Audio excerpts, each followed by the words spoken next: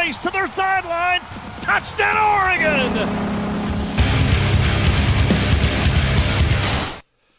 Ladies and gentlemen, children of all wages, welcome to the show. We are here earlier in the day, not with the After Dark special. You could still watch these clips later on when I am able to upload them in case you missed this show.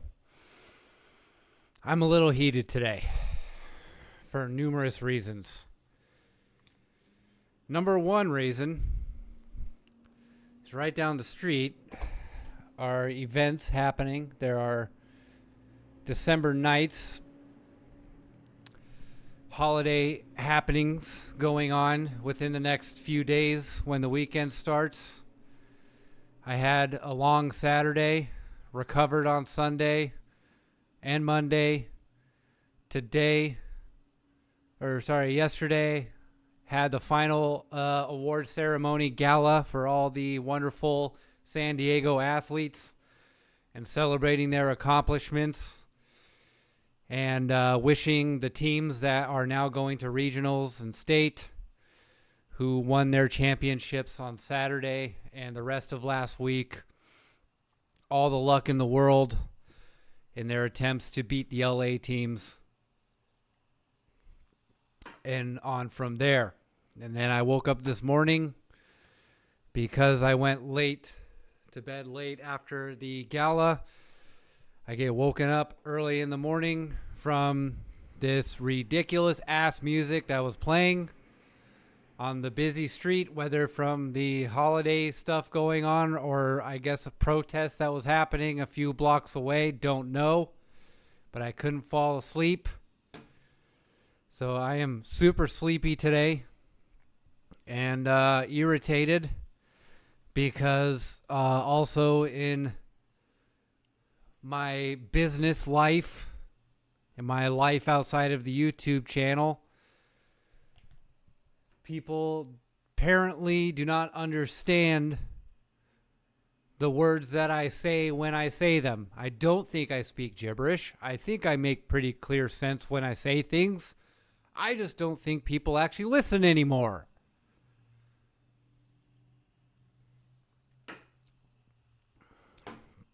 That's the problem. People don't, when someone else is talking, they're not listening. They just hear something that they want to hear, and that's what they want to jump on, and then they proceed to talk over you or do something like that, or completely miss or forget that you have just said something, said the very thing that they have questions about.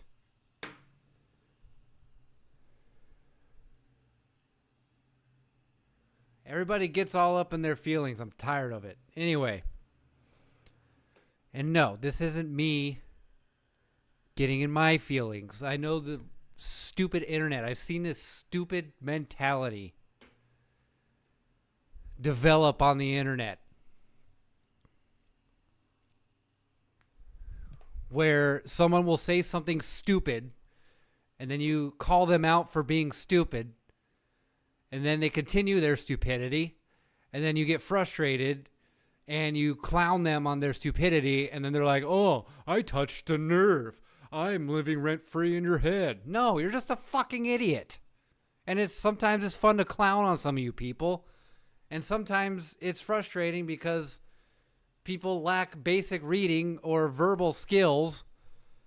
Or you just know they're not listening. And they just want to find something to glom on. And they think that they're trolling you because they want to gas themselves up and give them the ego trip like, oh, I can get under people's skins. Motherfucker, no one thinks about you. No one thinks about me. But here's the thing. I know that. And I behave in a manner that no one thinks about me.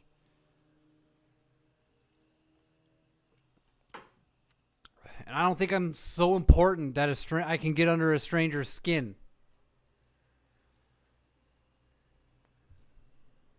Like, you're not cool just being an insufferable person. That's what gets under people's skin. And what gets people under people's skin on the internet. It's the same thing when someone does have valid criticisms of you. They're not just jealous haters. Like, you're so important. You're a town, you live in a town of 20,000 people and everyone in that town hates you. Maybe it's because you're a piece of shit. I've been a piece of shit. I probably am to some people in some case. That's just the way it is. I'm going to be who I am. I try not to be an insufferable piece of shit. But to some people I will be, and that's fine. I try to be diplomatic with everyone that I possibly can, but that doesn't mean I'm going to lie either about it. If they're annoying me, I'm going to say they're annoying me and give the reasons why and say let's come to a solution. I think that's perfectly okay, and you could still be friends after that.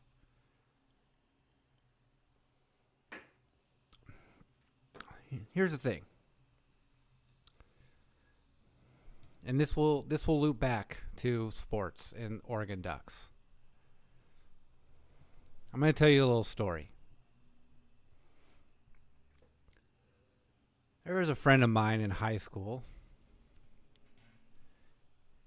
and they were dating, obviously, dating people.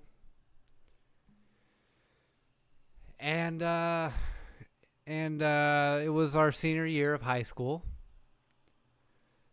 And I had changed schools, and so me and this person had sort of, weren't as close as we once were, right? Well, they proceeded to tell me that basically they're going to go straight from the graduation ceremony, to a wedding ceremony. They were going to get married. I didn't outright say it to them. I implied it to them. But I did tell my other friends that also knew this person and were close with this person that I give that marriage 3 months. The implication was enough to them personally, but of course when I said it outright to my friends, word got around of what I said, and I haven't talked to that person since. Or should I say that person didn't talk to me since? Now, am I an asshole for saying that and or having the word get out? Sure. Go ahead and think that. They got married in June. Guess what happened in September? Now, on the plus side, they have been remarried and they have, I think, 2, maybe even 3 children. So it all worked out in the end. But I'm just saying, don't kill the messenger, hate the message. If you want comfortable lies, that's fine. But I'm more of a fan of uncomfortable truths, because a lot of people feel very comfortable about telling uncomfortable lies about me. I am relatively open about my flaws and foibles. I'm not a raw nerve. I'm not going to discuss certain things to the public or to strangers. However, I am going to admit things when I did wrong. And I learned that dealing with coaches. But if I'm right, I'm not going to back off being right. I'm going to hit back and say I'm right, and here's why. And then usually it turns out that I am. And then instead of these other people who say, oh, I got under your skin, ha ha ha ha, they don't come back to me with a mea culpa when they see that I'm right. Because they got theirs when they were able to crap talk when whatever thing I said was going to happen hasn't happened yet.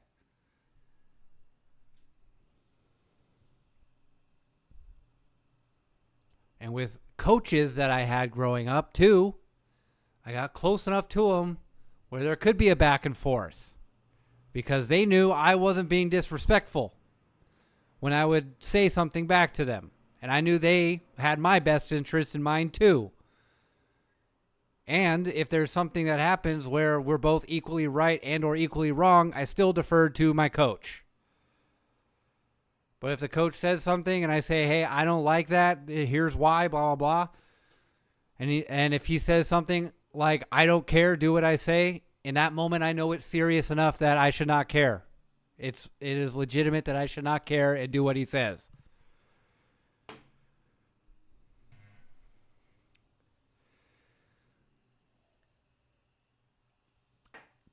So I still find it funny when I have a similar thing happen when I call the 3-month marriage over in the sports world, and I still get that treatment. But I don't care. I'm not saying I'm always right.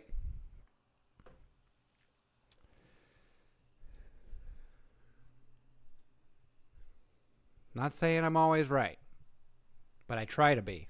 So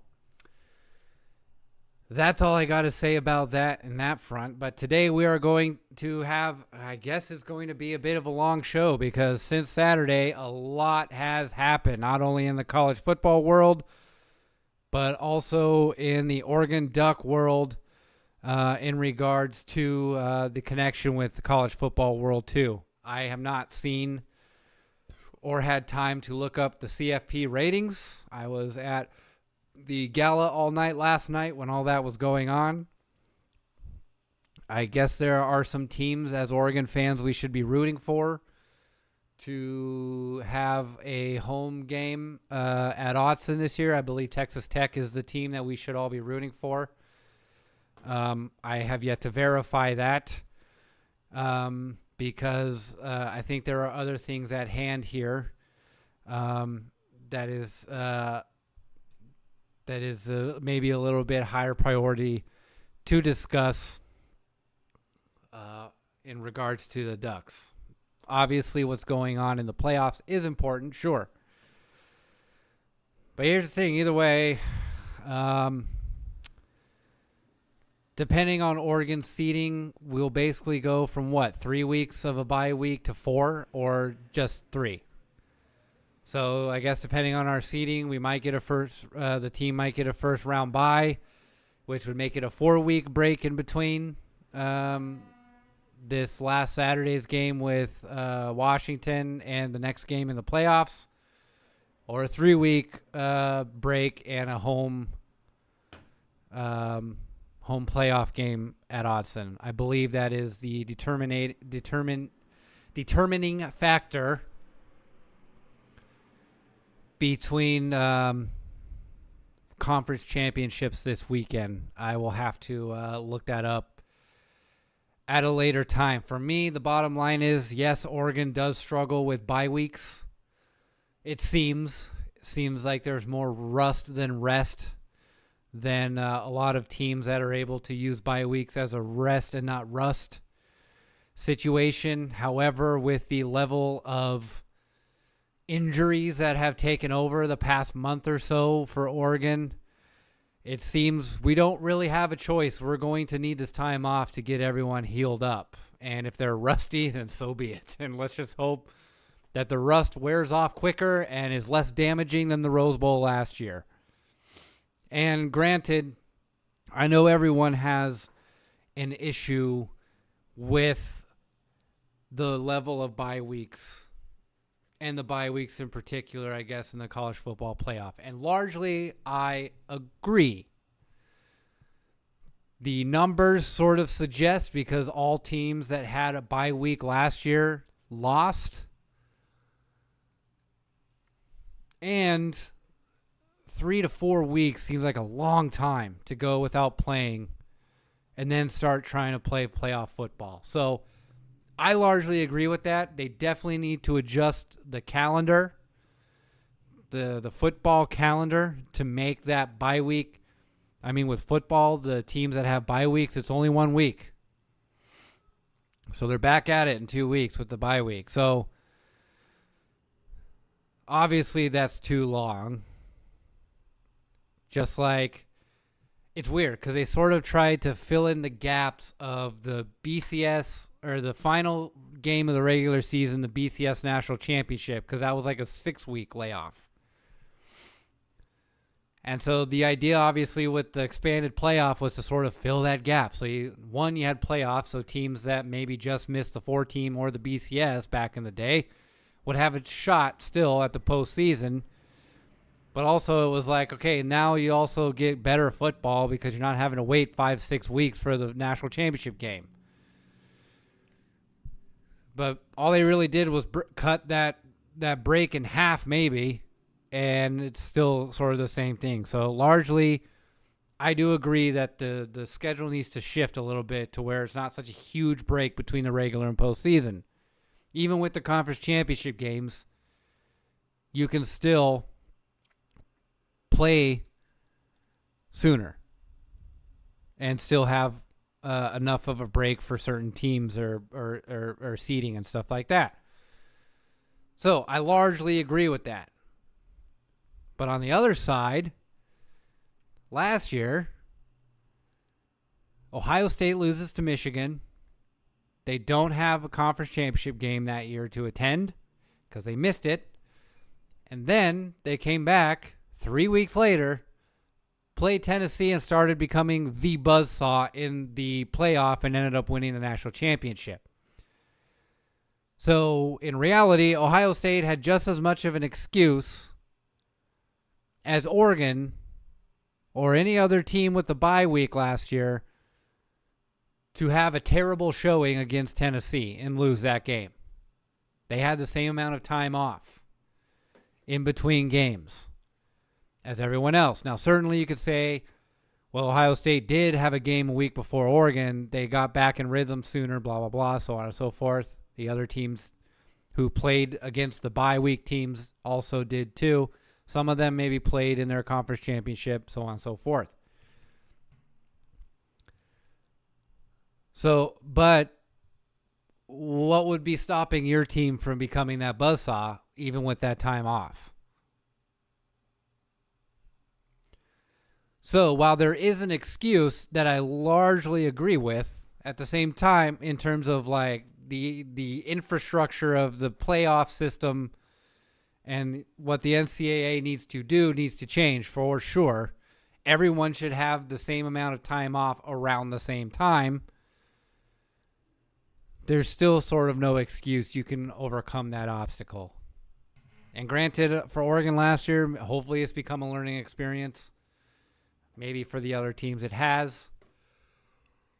Sorry, I'm yawning. But nonetheless, that is the sort of situation that Oregon is looking to be experiencing in terms of how the playoff committee seeds people, obviously, starting from now and through the conference championships that are being played this weekend. So, as goes for the Big Ten, it's not really going to matter for Oregon in terms. I think their seeding is kind of locked. I don't think their seeding changes if Indiana loses because they lost to Indiana in the head-to-head. And it obviously doesn't change if Ohio State loses because Ohio State will have gone from undefeated to one loss and Oregon never played them. It would basically just be Indiana and Ohio State probably switching seedings if Indiana were to beat Ohio State.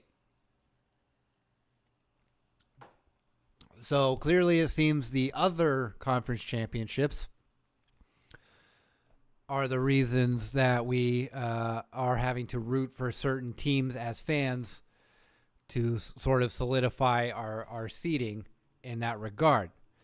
But the way that things played out proved me correct a few weeks ago, as discussed at the top of the show here, that I do know into some capacity what I'm talking about, that Oregon sort of did need to win out in November to make the playoff. And it's good that we did. And not only just because two of our teams were our rivals, we'll say. Rivals. I know USC doesn't consider us rivals. But like I said, it's a nice little rivalry that sort of It'd probably be Washington, Oregon State, and USC and Stanford, kind of the next tier of rivals for Oregon, if I'm being honest. But not just because they're old Pac-12 foes, I'll say.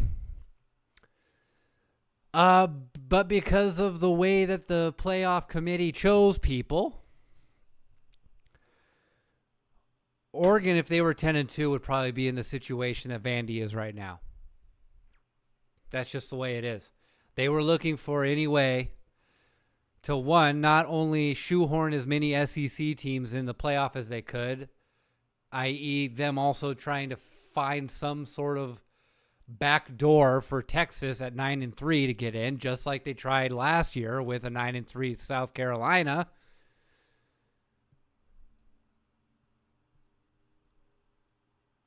Because then you already had 2 undefeated teams going to the conference championships in the Big Ten. So Oregon couldn't win the Big Ten. And then Michigan was 10-2.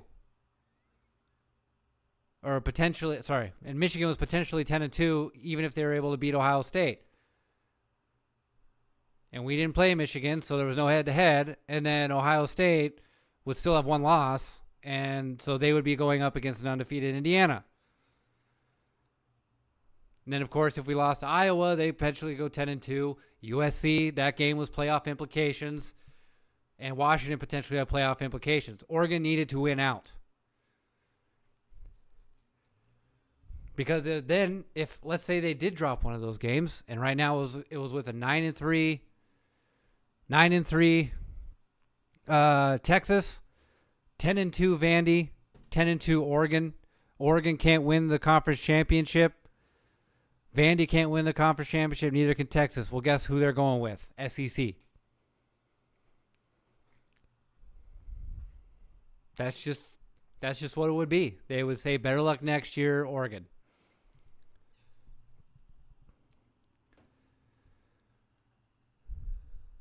So, congratulations, though, to Oregon for beating Washington for 1. Sorry, this finger's messed up. Let's try it this way. Dubs down. This finger is a little messed up. I can't do the dubs very well, as you can see.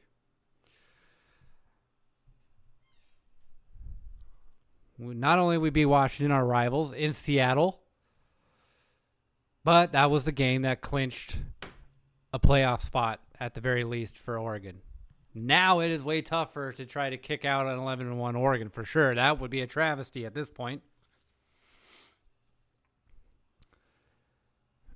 So,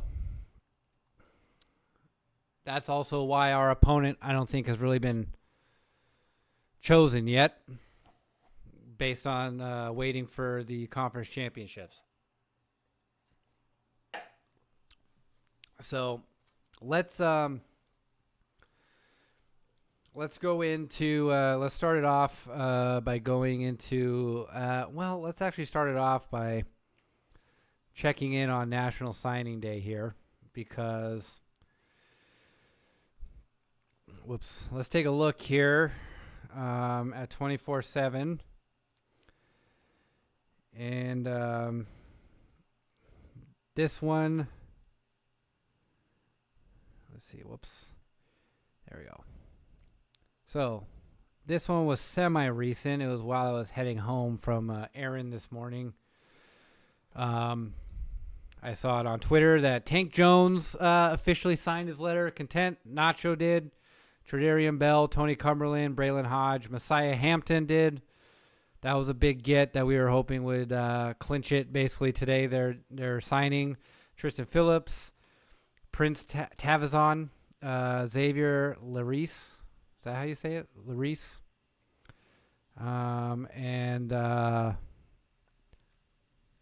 Yeah, so those are the big names, though. From Prince Tavazon all the way up to Tank Jones have signed their letter of intent.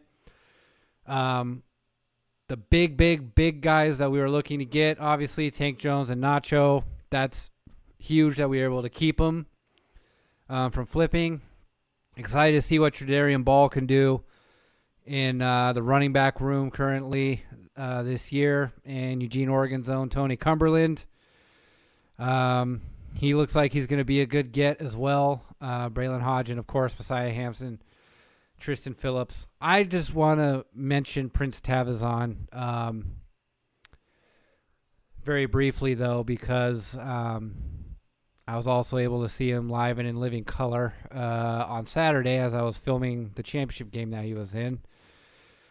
He is obviously a local boy from our backyard here at Lincoln High School, which is basically the farm team for Oregon at this point.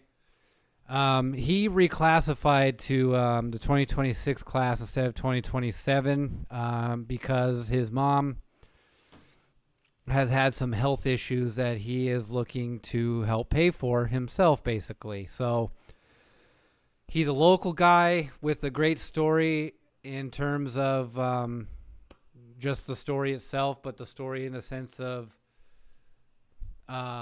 showing his humanity as he's a good kid. He's a good kid with lots of character, as well as he can balling out.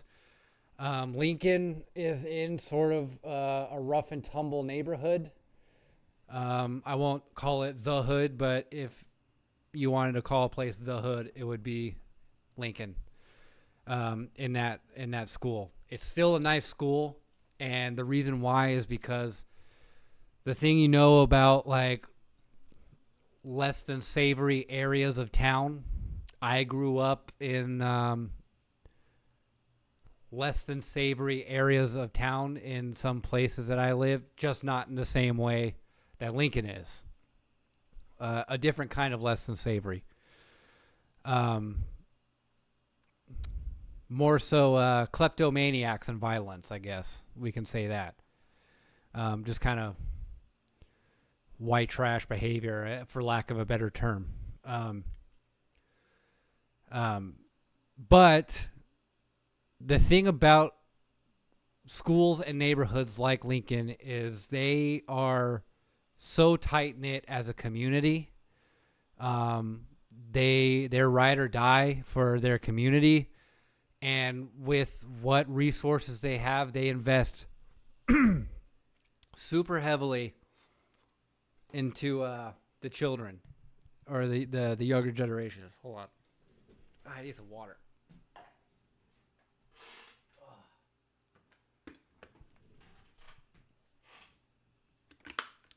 Sorry. I need some water. There we go. The newest and nicest building in Southeast San Diego, in the area of Lincoln High School, is Lincoln High School. And they just got a brand new football field finally. They raised funding for it, and their new football field looks incredible. And they invest heavily into the football team. They are an incredibly successful football team here. Unfortunately, they did lose the championship game, but they put up it was a good game.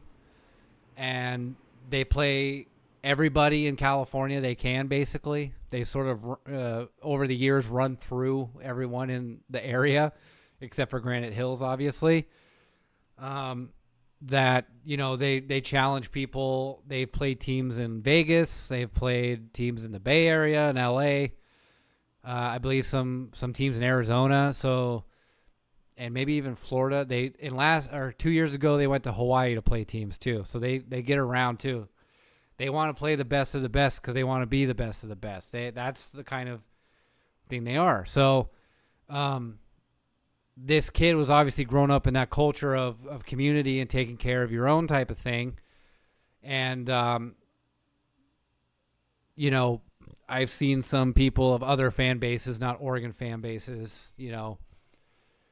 getting on him for reclassifying early in the enrollees, thinking he's just bag chasing. And it's like, well, okay, if you want to be a shallow autistic internet person, you could technically say he's bag chasing, but he's bag chasing to help pay for medical expenses and stuff like that. It's not for a Rolls Royce. It's for his mom and probably likely his community. To give back. So those are the kind of people, though, that come from like the Lincoln, breeding grounds. Like the community there. Those are the type of dudes that they're raising. They're raising dogs on the field and dogs off the field, dogs in the positive way. Like they. So I'm excited to see where he goes. I'm excited to see a guy like him on Oregon's campus, and I'm excited to see him on the field on Saturday whenever that time may come for him. So I just wanted to give a special shout out to Prince, and I think he won an award or two at the gala yesterday. On that regard, I think he won the Underdog of the Year award, and it was because of the story of him and his mom.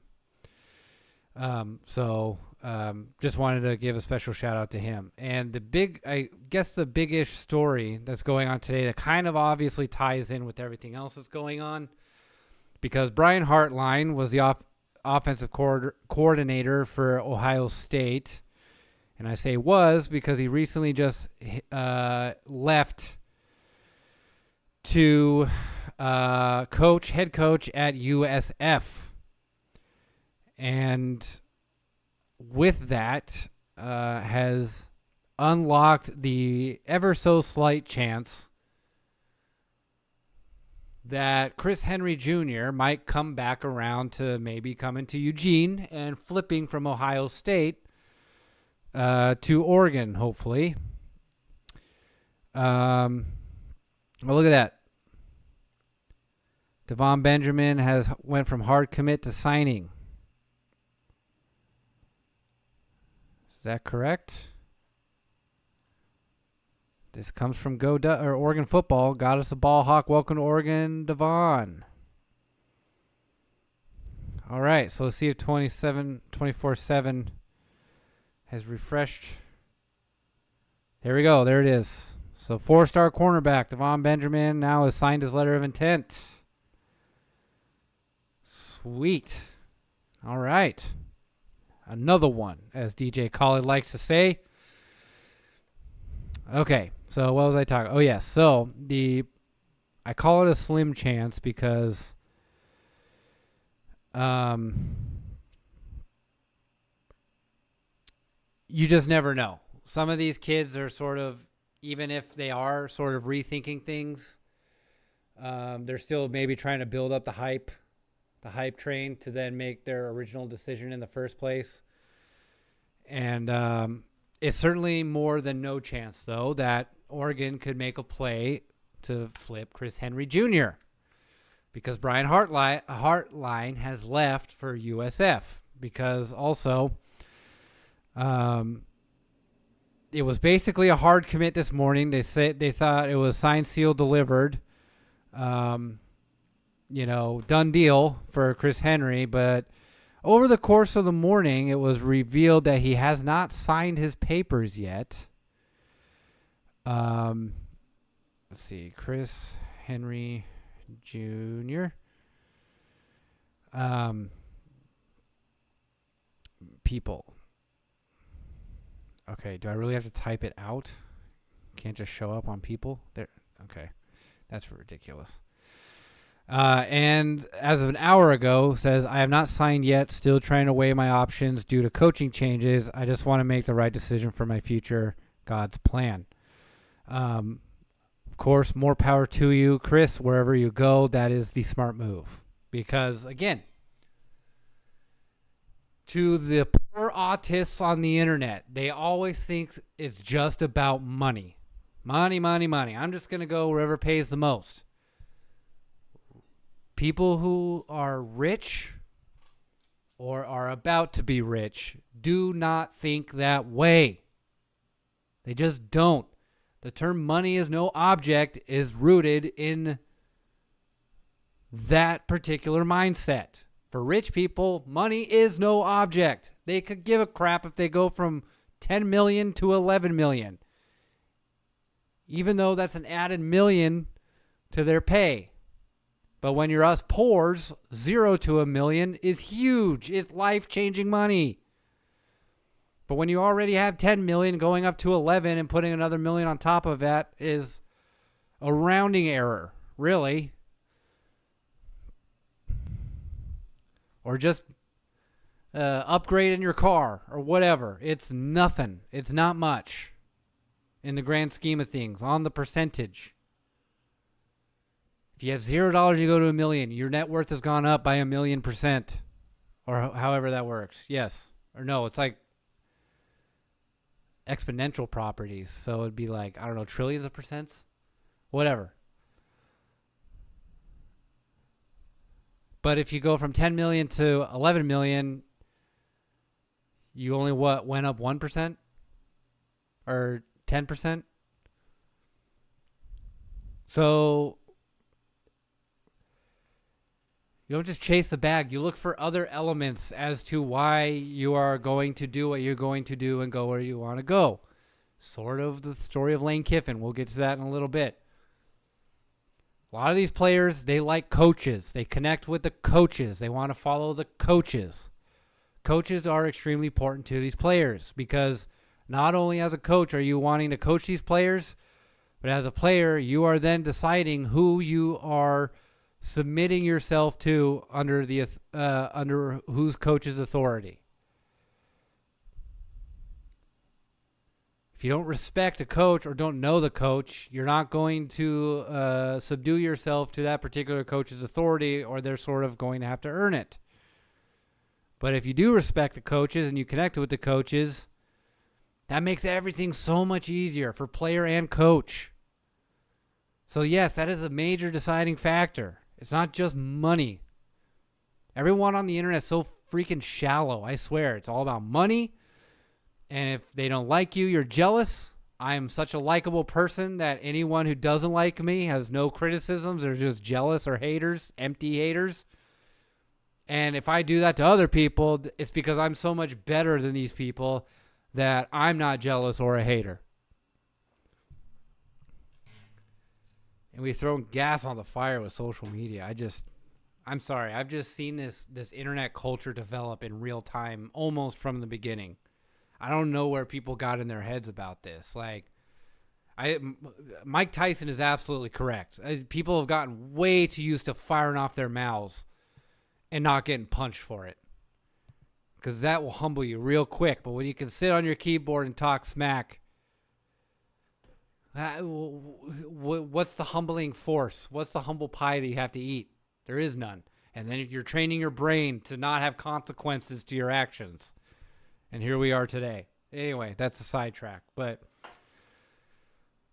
so Chris Henry Jr. obviously is taking his recruitment very seriously. He's deciding it on coaches. He's not just going to go because it's Ohio State. He's not just going to go because of money.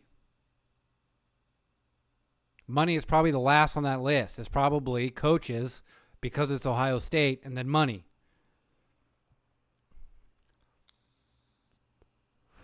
Now with losing Heartline as a program for Ohio State, it's probably not going to be a huge hit. I mean, Julian Sayin, who is the quarterback for Ohio State, started as a recruit for Alabama. And then Nick Saban retired, and he went to Alabama because he wanted to play for Saban. So when Saban retired, he transferred to Ohio State. It wasn't Ohio State offered more money, but he did go to a program similar to Alabama in terms of his prestige, and he probably shopped himself around and found that Ryan Day was probably as close to a Nick Saban, or at least on that level, and a coach that he can get along with, that he went there. So I think that is going to be the deciding factor is, one, if Chris Henry flips, and if it's flipping to Oregon, it's going to be upon Dan Lanning and the other offensive coaches, Will Stein maybe, but he's also leaving. We'll get to that later. It's going to be incumbent, though, upon Dan Lanning, having sold himself to Chris Henry, that you're going to get something as equal as you would going to Ohio State in terms of the coaches, how he'll be treated there, how he's going to thrive and develop there, and playing for a good program, and a program that can lose coaches and not lose a step. And he's going to have to make that pitch that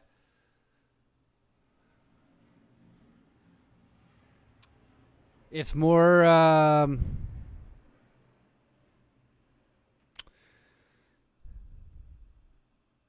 worth it with those sort of elements than it is Ohio State, because then you could say, well, I'd still be going to Ohio State playing under Ryan Day even though I lost Hartline.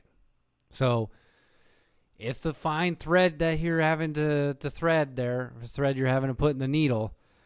We'll see if actually Dan Lanning could actually pull it off. Like I said, it's more possible than not at the moment.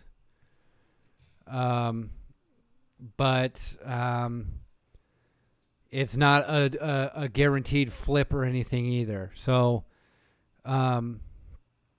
we will be looking for that as National Signing Day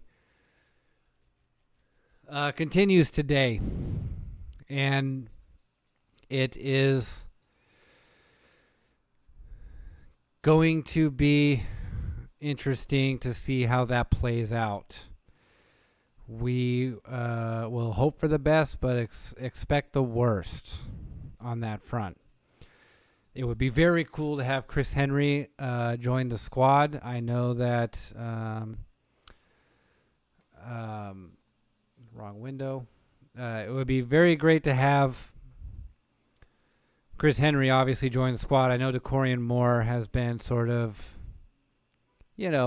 playfully tweeting at him like, hey, come on our team type of thing.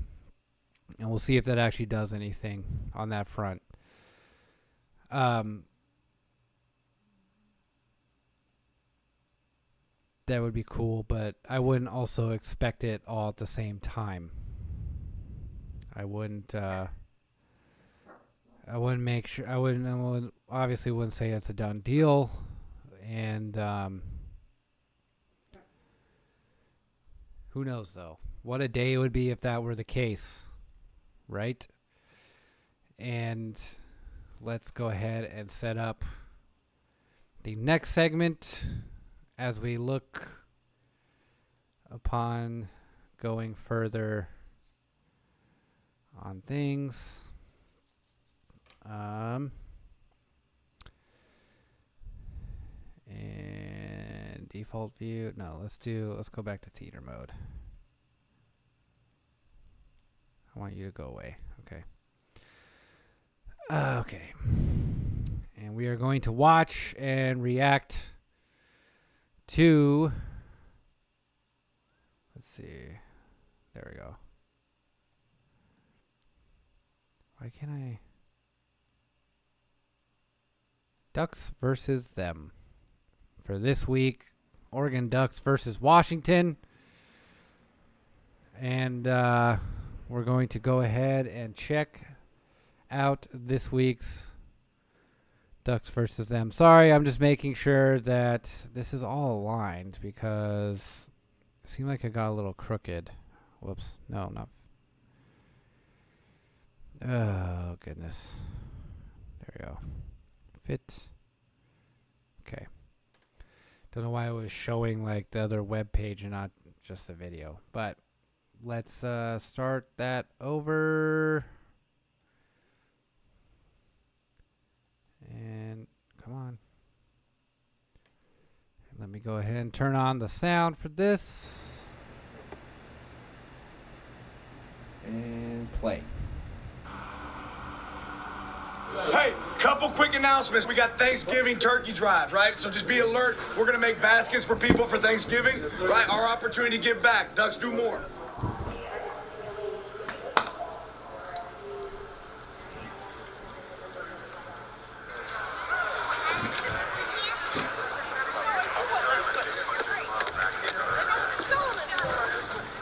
Dear Heavenly Father, we thank you for this morning.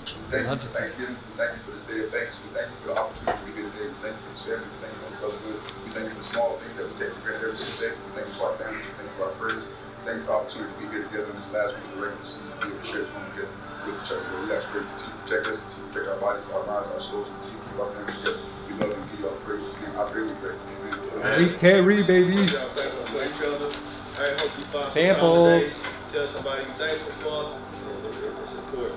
A lot of times, us as men don't share emotions, right? Today's a day you can get away with just telling somebody you love them, tell them you're thankful for them. Right? This right here actually is the perfect example of what I'm talking about with Prince Tabazon coming from this sort of culture in Lincoln and why he's a perfect cultural fit for Oregon. This is a prime example right here.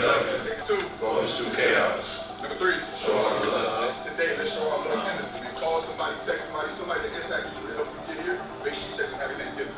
Talk about this week, Thanksgiving, and what you're thankful for. Man, I'm thankful for Zach Grisham.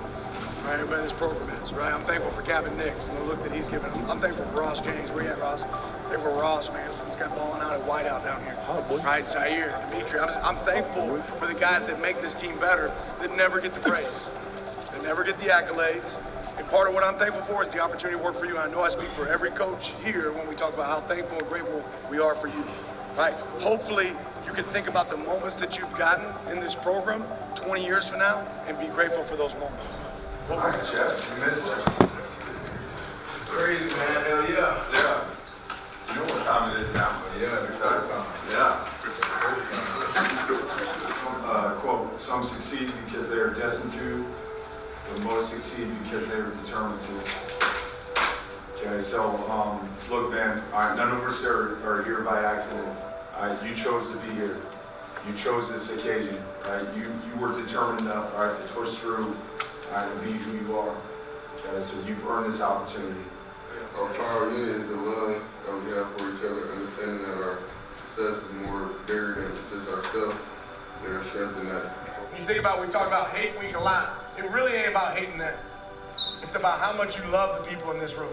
Everybody understand that? The only reason we hate them, right, is because they want to take something we want. That's it, right? But I'm going to make that decision before I ever step on the field because of how much I love my team. And then there was one, and it is a big one because what it could mean. College football playoffs ahead. All of that exciting, but that's what we talk about. There's a college football team called the Ducks. They're on the field today. They don't care about any of that noise. All they care about is the guys wearing purple across from them. There's one game remaining in this season, and it is today, and it is a rivalry game. It is in Seattle for the Oregon Ducks against the Washington Huskies. Final regular season game as two teams both playing pretty good football lay it on the line today. It's amazing, Jerry, how this team has made it about what's right in front of them. Not what's the next week, not what could happen later this month. It's always been about what's right smack in front of them, and it's the Huskies. Coach Wadude said this in our staff meeting earlier, and I loved it. Winners focus on winning. Losers focus on winners. Michael Phelps did a lot of winning. You can see what the losers focused on, right? Let them spend their time focusing on us. We're not focused on them. We're focused on who? Us. Really simple. Really simple. Reminder. Losers focus on winners. Winners focus on winning. I think I heard that in this room. Back in the locker room, back in my day. There's the hero and there's the villain. Such a Today great we quote. put on the mask. It's time to be the villain. As we walk right in the middle of that chaos, in the eye of the storm, understand there's a calm on that field. Hate us because they hate us. Our Father. Lord, our heaven, hallowed be thy name. Thy kingdom come, thy will be done, on earth as it is in heaven. Give us this day our daily bread. Forgive us our trespasses, as we forgive those who trespass against us. Lead us not into temptation, but deliver us from evil. For thine is the kingdom, power, and glory forever. We bring you into Husky Stadium for a rivalry renewed between these longtime arch rivals that goes back 125 years. No better place to end our regular season than right here. Partner, this is a great scene. Washington with a chance to win their 9th game, to put a dent in Oregon's season if they can upset them. And for Oregon, as we said, college football playoffs right in front of them. Looking deep, nobody open, trying to run. He got sacked. And there's Tatum Tuioti. Tuioti, just like I said. So it's a breakout three-and-out season for the Huskies. And now it's time for Dante Moore to take over. Third down at 7. Moore fires sideline. Got it. Man, what a throw. And it's Jeremiah McClellan. First down, Ducks. A 35-yard pickup on that pass play. So Oregon will try the field goal from the 36, a 46-yard field goal try for Atticus Appleton. And he got it. Oregon will take the early lead, a 46-yard field goal from Atticus Appleton. Happy day, Sam. First off, they will outsmart the opponent. We're going to have an unbelievable plan from our coaches. There's going to be a plan, right, for everything that we do. All right, everything on offense, quarterback run. We have to leverage all load plays. We're going to be able to take advantage of some of their under center looks. What's the most important thing? Eliminate the quarterback runs. Do they have anybody outside the load? No. It's supposed to play. But now we get under center, boots. Do a good job of getting flat outside of boots so we can hit some pressure. What's most important? We're on the same things. We crash, great. It's a great pressure. If we crash it, it's going to look like this. We're going to kill the boot, right? Not flying. Fuck you.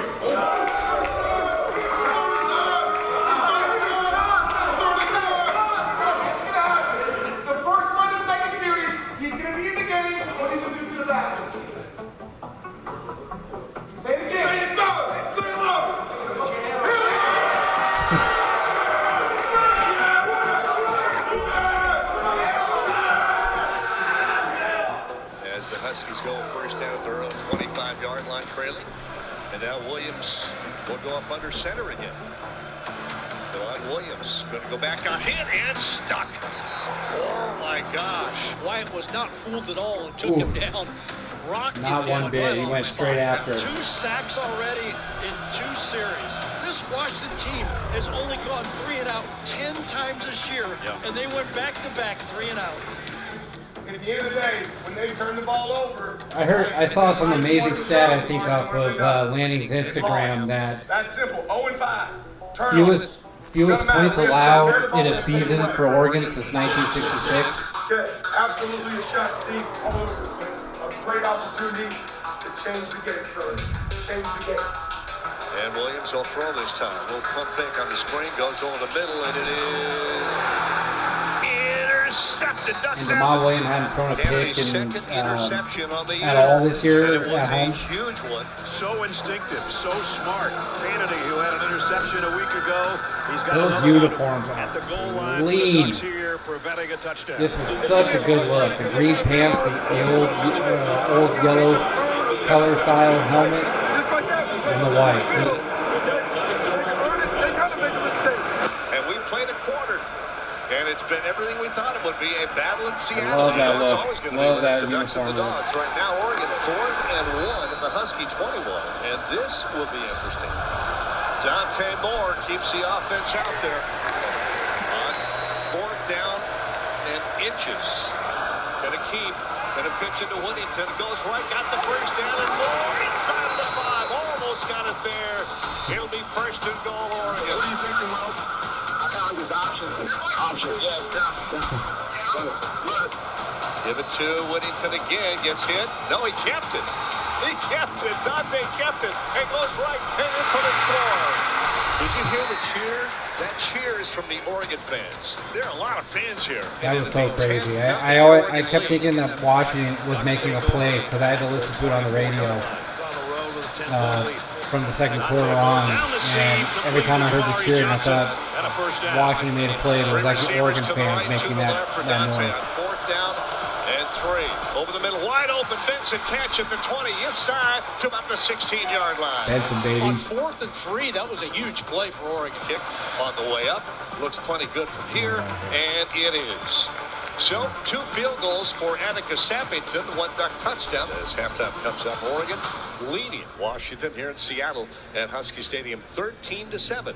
It'll be interesting to see what kind of adjustments are made at halftime. All right, let's go. We got to play better ball. Let's go.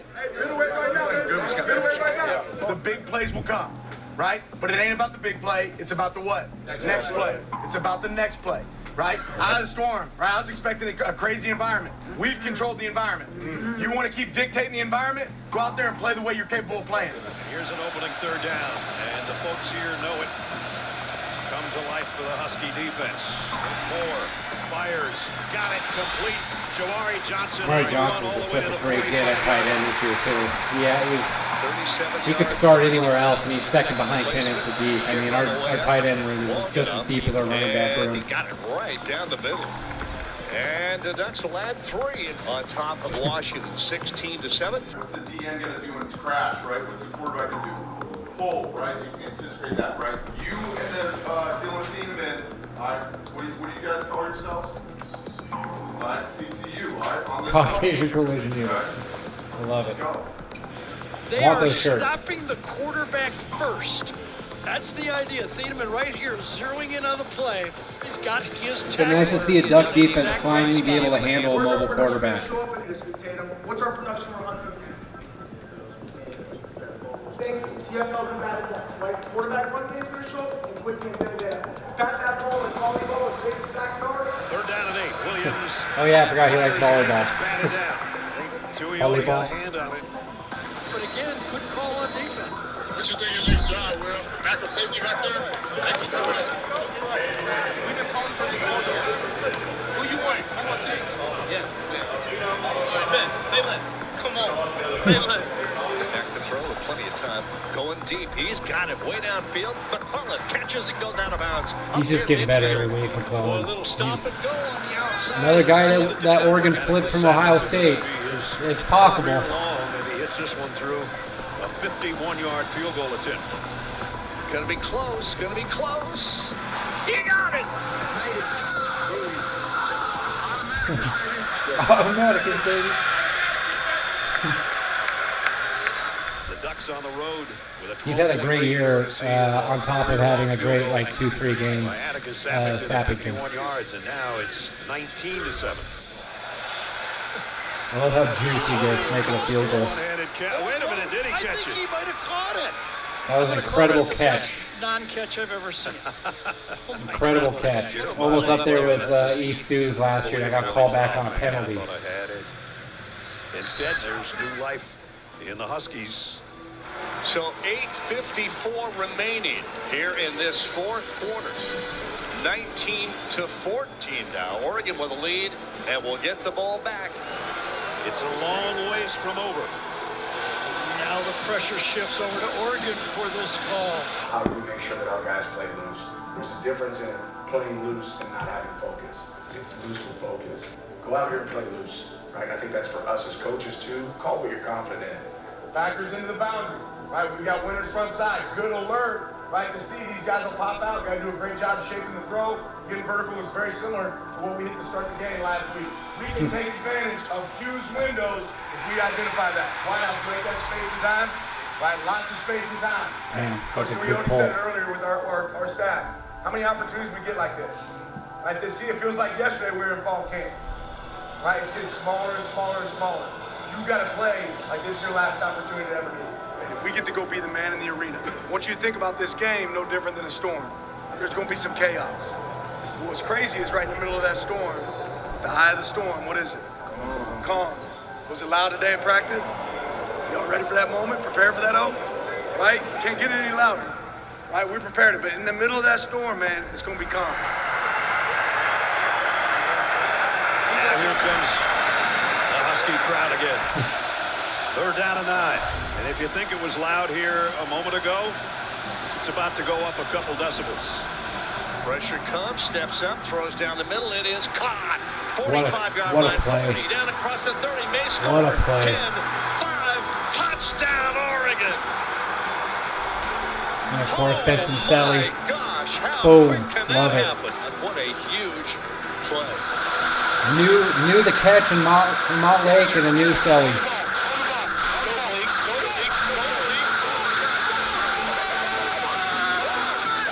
Once again, he's done such a huge get in the transfer portal. He was a hidden gem for sure.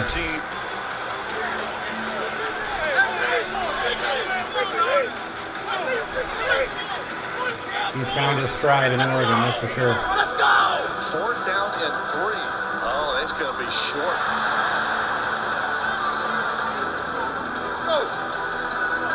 So an opportunity for Oregon to basically put it away here. 2 minutes. So expect you shot. So in the game, it's an 100% pass, a lot of in-breaking routes in the field, isolating that field edge, throwing it up. And this should help you too, corners, because now you can kind of widen out if that guy's trying to run in your blind spot, because you gaining the safety inside. Everybody in the back end, that ball's in the air downfield, can't panic, can't run into him, look up, not back, and play the ball. You have to paint the vision every time they come to the sideline. Dude, the coaching staff is painting a positive picture at every level. Whatever it look like. Hey, anybody get a takeaway? Go down. Going down. So what he's saying is he's right. They're going to run. These guys, one of them to stop, and the other guy over top of his head. Okay, so the cross key safety got to be able to boom, come alive. Come on, man. Let's end this with a pick, boys. Less than a minute and a half to go. Williams deep drop, loads and let it fly. And right there is Thieneman to end the ball. Thieneman, another game-closing interception. Well, he ended the Penn Another. State game with He was already known as a big get in the portal, though. But Benson is just so under the radar. home playoff game. So the 118th meeting goes to Oregon, and they have won 12 straight road games. That's a hard thing to do, no matter what conference you're in. That's crazy. That's a crazy stat. To be a Duck. The Ducks, tremendous football Oregon season. has Far from become a being team that plays very well on the road. In some cases, sometimes better on the road than they have at home, at least this season. Think about the seniors in this room.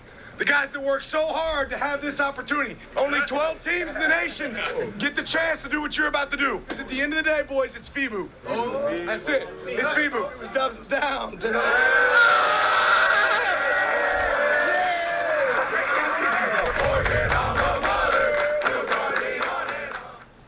Mighty Oregon Warrior. All right. So that was Ducks versus them. Oregon at Washington edition. And what a game that was. Like I said earlier, I was only able to watch the first quarter, maybe the start of the second quarter, on television during that game. And so I had to listen to it on the radio while I was on the sidelines getting, shooting the football games that were happening. The first game was at 3:30 I had to be at, and the second game was at 7:30. So having to be at the games an hour early, I unfortunately had to miss watching a good chunk of the game, but I went back and obviously watched the full game highlights, at least to catch some of the stuff, the big, especially the big plays like the Benson play, and everything else, the big defensive plays as well. Looks like my countdown to kickoff video about Atticus Sappington was the correct assessment yet again. I'm not here to be a predictor. I'm here to sort of give thoughts and opinions and reactions to things that already happened, and then thoughts and opinions about things in general. But I do that with enough research that when I say certain things, it's usually on the correct side. And a lot of people weren't sold on Sappington. And granted, last year he didn't have a amazing year, but he had a good year. He had a lot of good kicks, a lot of game-winning kicks.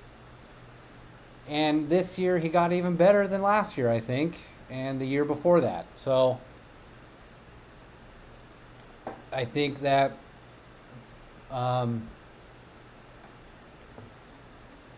he has been a welcome change to sort of the last 20 or so years of Oregon kicking. We haven't really had a great kicker since Jared Siegel in the 2000-2001 seasons.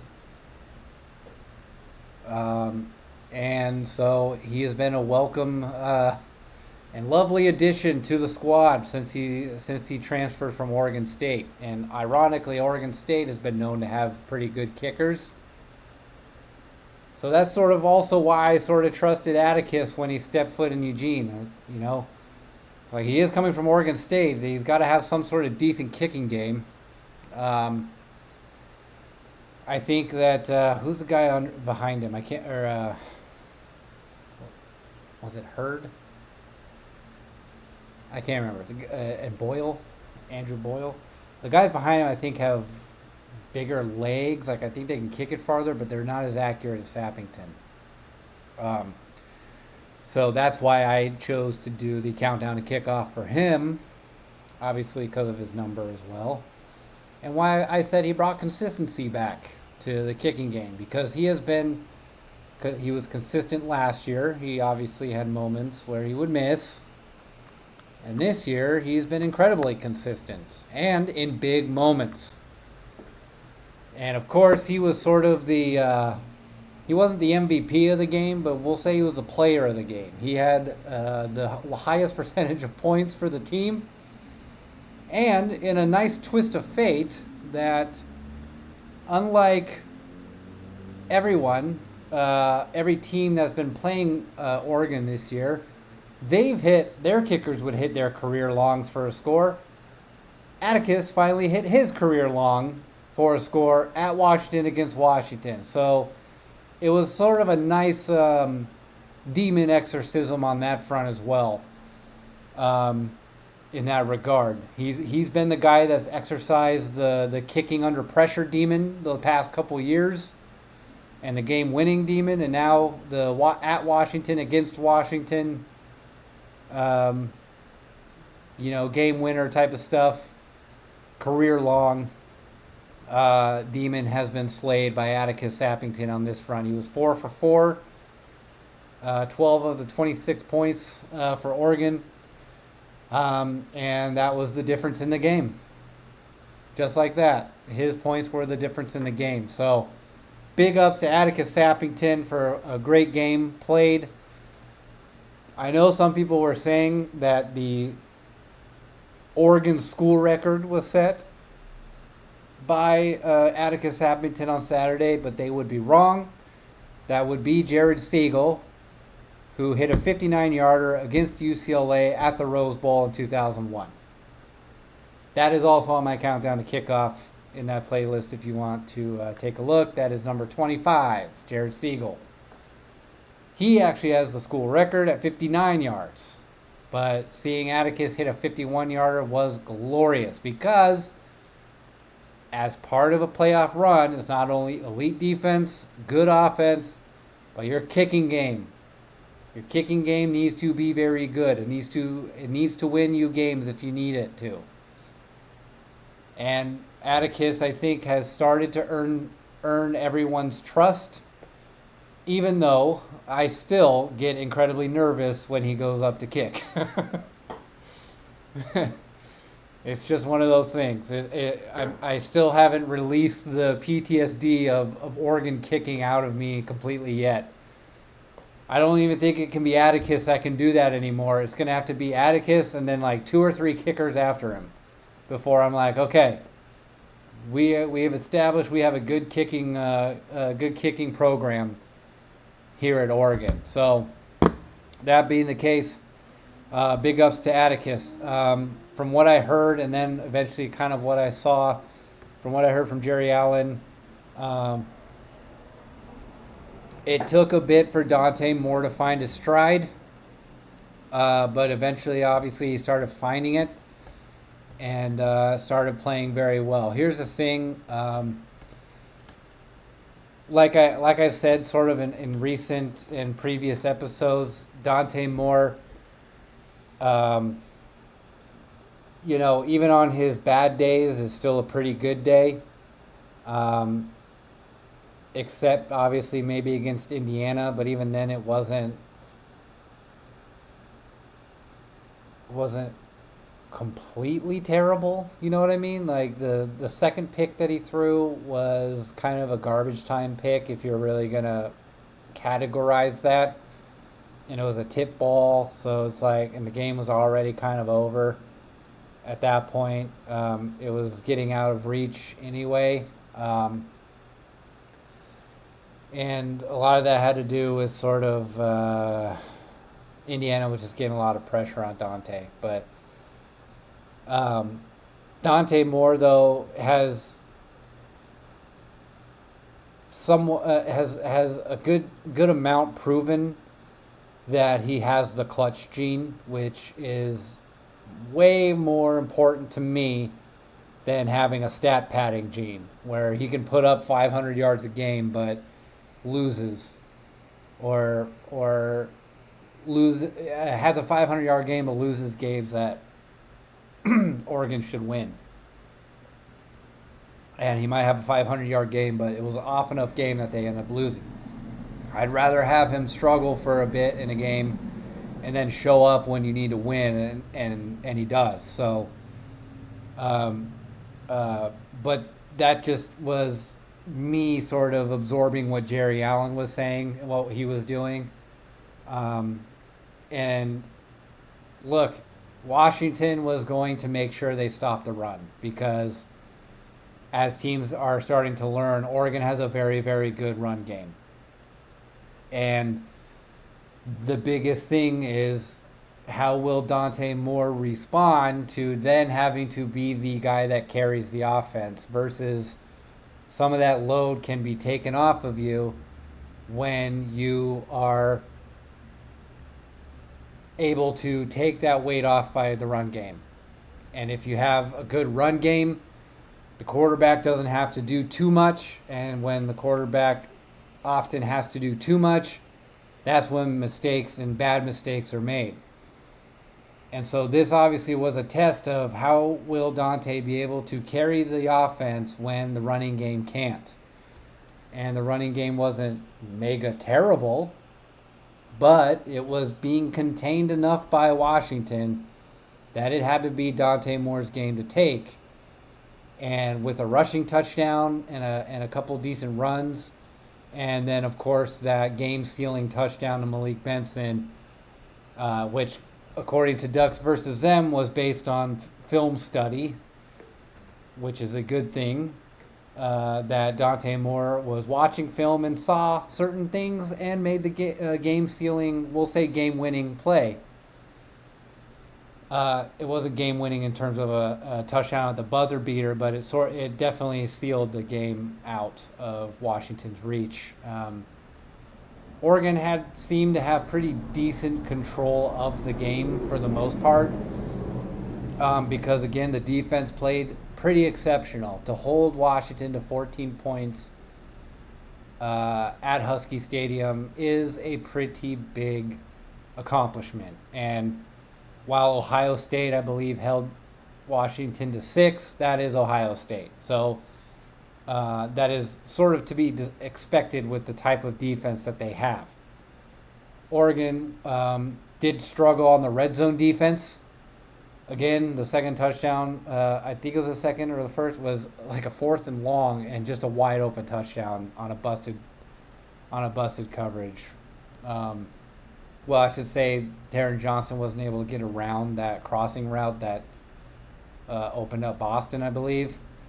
So it was just really a good play call. And it's not like Taron Johnson was lost in terms of a busted coverage, but a busted coverage in that he wasn't able to get around that crossing route that picked him off, basically. So that is a big accomplishment on that front. And so while if the game stayed 19-14, the Ducks defense probably could have closed that game out, but just the fact that Dante Moore threw that dot to Benson, and Benson took it all the way, surrounded by 4 guys, and he outruns them to take it all the way. Just, again, Benson continues to prove what a get he was in that transfer portal. And everyone, including myself, including others, including all the experts, were so skeptical of him showing up in Eugene. But man, if you want to revive your career, your college career, or get the opportunities to shine that you wouldn't anywhere else, you go to Oregon for that, because Benson is just another one on the list that finally has been able to prove himself and take advantage of the opportunities that have been put in front of him. And he has been such a major piece in multiple Duck wins all season, all regular season, that, some of those games might have gotten out of hand if it wasn't for him. And just having I'm not going to say iconic, but I can't think of like the notch down from iconic, but maybe as far as Oregon fans go, that is an iconic play now. It's sort of another Pat Johnson style catch. It's maybe a few tiers below the Kenny Wheaton pick type of thing.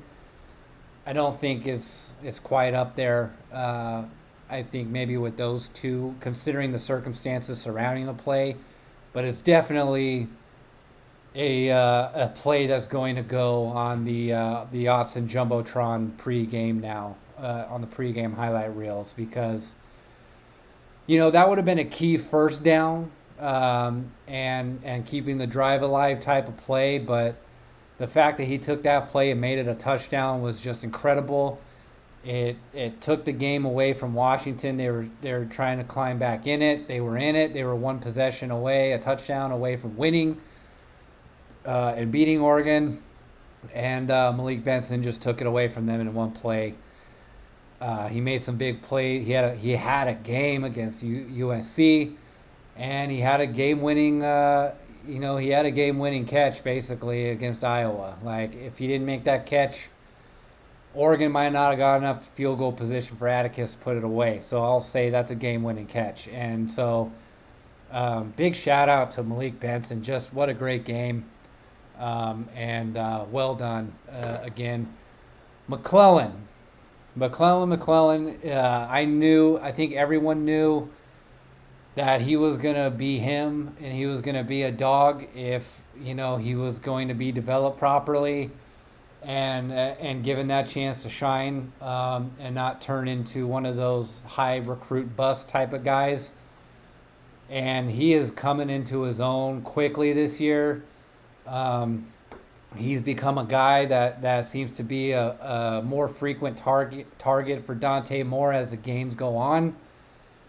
He has some great big plays, even when Dante was still trying to find his rhythm. McClellan was the guy that was helping him get there on the side of on the other side of Benson, and made some big plays and made an incredible catch that was ultimately not called a catch. I understand why they didn't call it a catch, but for everyone, every biased Duck fan's highlight reel in their head, I'm calling it a catch just as much as everyone else. He had a great game in general as well. The running game, again, they weren't as dominant as they have been over the season, but I still want to shout them out because they seem to do enough to help the team win. And sometimes that's all you can do. Sometimes that's that type of game for you, and then you have to adjust, and instead of getting the big 20-yard gains every time you touch the ball, you're just going to have to fight for 4 yards a carry, and that might help that will help your team win. And so they did their job in that front. The offensive line played well. They did pretty good on that front, and so big shouts out to them as well. Kenyon Sadiq, I didn't really see much of him in that game, but that doesn't mean that it was because of him. It could have just been I didn't see him, and he did more. But the name, obviously, I heard more than Sadiq today, and I think this has a lot to do with the fact that they may have game planned around Sadiq, and the fact that I didn't see much of him maybe is because not much of him was there, but here's the thing with Sadiq. He can still be a playmaker without having the ball in his hands or making plays. Like, it's one of those things like back in the day with like T.O. or Randy Moss or Chris Carter, Jerry Rice, those type of guys. They might not have been the difference in the game on the stat sheet, but they were the difference in the game in the sense that they were double teamed, they were game planned around, everyone was swarming them, but guess what? You can't have everybody guard one guy because everyone else is going to be open. So they might get a few catches, but someone else on the other side got like 10 catches, 3 whatever, like more crazy stats than normal, or the running game takes off because of that thing. So I think that might have been what happened, because obviously the name that I heard more than Sadiq was Jamari Johnson, which another great pull in the transfer portal. Oregon's talent eval team needs to get a raise and handcuffed to a radiator in the Mahofsky Center. They need to be able to stay in Eugene forever, because whoever is evaluating the talent, and I know a lot of it is coaches, but guys that are working with coaches to evaluate talent, they are doing an incredible job, because Jamari Johnson could start as a tight end anywhere else in the country, and they saw that, and if Kenyon Sadiq leaves for the pros after this year, we got another guy in Jamari Johnson that can be a difference maker, tight end. I think he's even bigger than Kenyon Sadiq. I think taller and like bigger, like stockier build. It's just Sadiq is built like an action figure, so it's a different build. But Jamari Johnson's a big guy that's hard to take down. He's athletic though for his size, and he's got good hands. And he can block pretty well on the run game as well. So on the tight end, I'm not trying to invalidate anything Sadiq is doing or has done, but as an offense, as a unit offense as a whole, if Sadiq leaves and we maintain Jamari Johnson on the tight end room, I don't think we'll lose a step. And again, that's not to say anything negative or bad about Sadiq. It's just that's how deep this tight end room goes. And then the younger guys coming under Jamari Johnson look pretty good too, as far as reports go about them. So Jamari Johnson also was a difference maker, I think, in that game too, because again, he's just another guy that's talented, that is able to thrive because they game plan around Sadiq. And so guess what? We're going to throw another guy at you. You want to take out Sadiq or whatever in your game plan? Let's throw in another guy that you're not looking at and force you to pay in that way. So Oregon is not the style of team to put up 50 points anymore.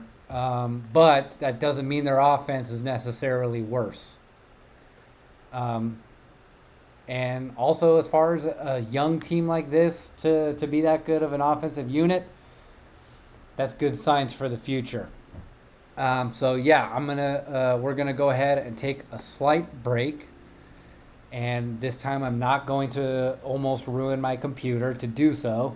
And then we're going to talk a little bit about the defensive side, but then we're going to move on to all the coaching carousel craziness going about today. So we will be right back.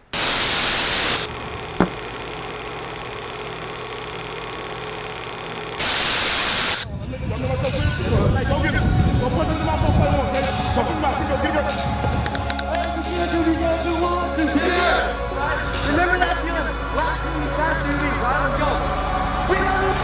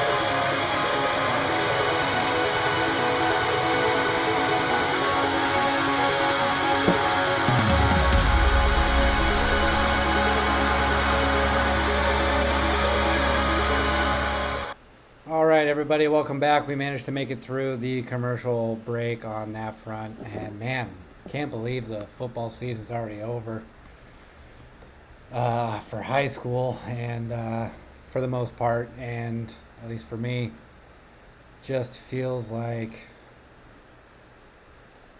oh man, it just went by so fast, and feels like it just started in late August. Now it's already December, and it's gonna be a little odd. It's gonna be a little odd, not just having a Friday off here or there, and having every Friday off. So maybe expect more annoying shows from me on that front, and maybe I'll, especially now that the Ducks will be off for a few weeks. Maybe I will start paying attention more to Duck basketball. From what I've seen, they are playing like absolute dog water. So that should be really fun to cover, but as well as working on more of my storytelling stuff. All right, looks like Bryson Beaver finally did a hard commit, but he finally signed. Why is Dan Lanning trending? Interesting.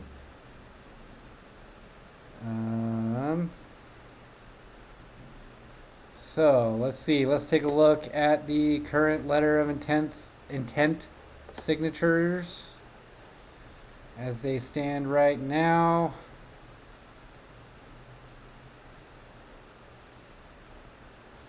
So it looks like we just got Bryson Beaver, Devon Benjamin. Yep, Bryson Beaver was the newest addition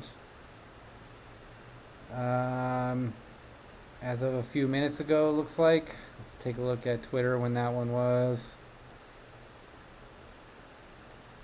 I hate Oregon, man. They can literally just offer any number they want. These kids, they take it. See, I'm telling you, these people, all these poors, they think it's just about money. That's all it is. Let's see the responses here. Crazy responses. Doesn't even sound like a money thing. It sounds like Heartline thing. Not buying it. Still sounds like JJ Part 2. They're not buying it because they don't have the money. And they're still thinking it's about the money. And they still haven't learned the lesson. See, that's the thing. I'm not a genius. I'm barely smart. I'm not a crystal ball soothsayer. I just watch things happen. And then I say it. And then everyone gets mad at me. But look. Okay, so we're still waiting on Jet Washington, Keandre Henderson, Jalen Lott, Devin Jackson. Not Devon Jackson, or Devon Benjamin. That's going to be confusing. Tommy Tofi and Koloi Kelly. So that is going to be the next... excuse me. The next one to see, obviously, on top of seeing if we can get a steal with Chris Henry. So there is that on the Twitter front. And this will...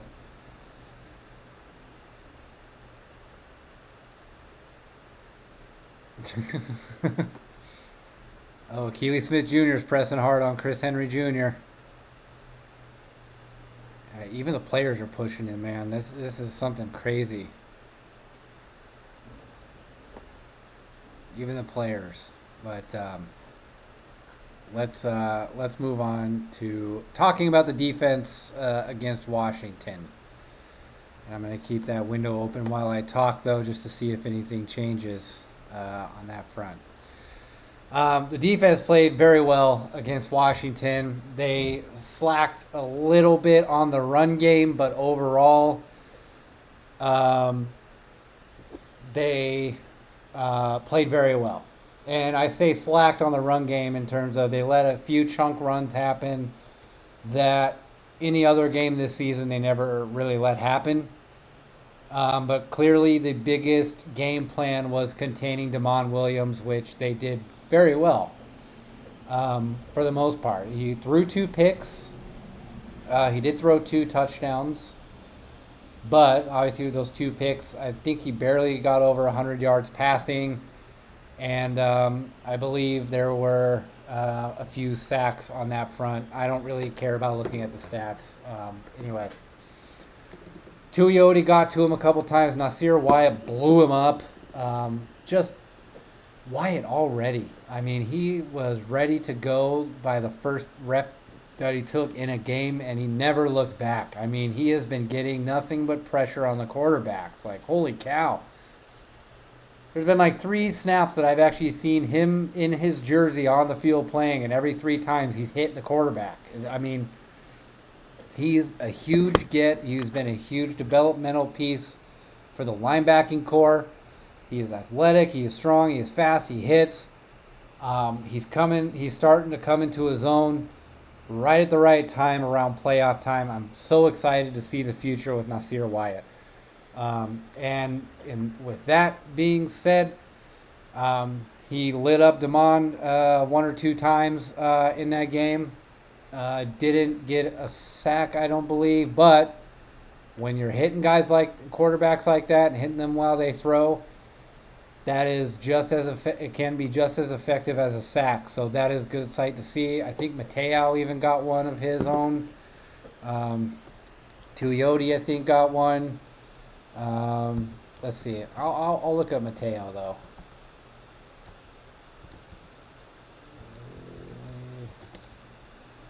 Stats against Washington.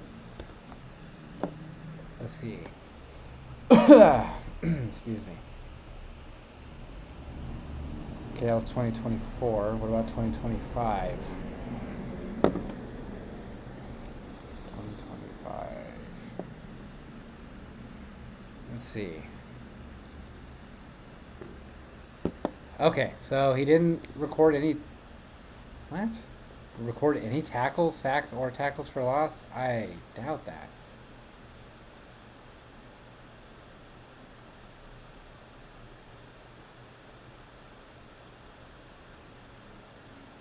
Yeah, okay, maybe he didn't get anything against Washington. I don't really trust AI. So the AI conglomeration, I don't really trust you, but Maybe not, but he was a disruptor. He was getting pressure on Demond. I saw a couple times where he was rushing Demond and doing that. So, again, I said all season, Mateo's role has changed. He's not the sack. He's not the sack artist guy this year. He's got 5 sacks on the season. That is half of what he had at this point last year. But that's not his role this year. And so he played his role well. He played well. But Tuioti obviously was the guy. Batting passes down, getting some good tackles for loss. That's the thing. This is why I said he's going to have a breakout year because they're game planning around Mateo. They forget about Tatum Tuioti. They forget about him. They think they can run to his side and get easy yardage, and they're paying.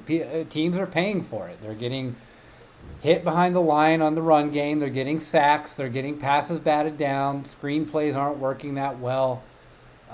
Tip balls, all that kind of thing. And so that, again, like I said with the receiving end of it, like the wide receivers, when I use the Jerry Rice, Chris Carter, Randy Moss thing, same goes for the defense. If you're game planning around a guy like Mateo and you're double teaming, you're using schemes to get away from him, take him out of plays, someone else is going to step up. And that sometimes is a bigger stat. Just like a cornerback, if their stats dip, that means the quarterbacks are avoiding throwing in your direction. Especially if the season before you had great stats and then your stats dip. That's a good thing. And that is usually what talent evaluators look for over just seeing how much stats they put up. Especially on the defensive side. On the offensive side, it's a little different. If you're trying to go D1 5-star, you're a receiver, you better be putting up stats. But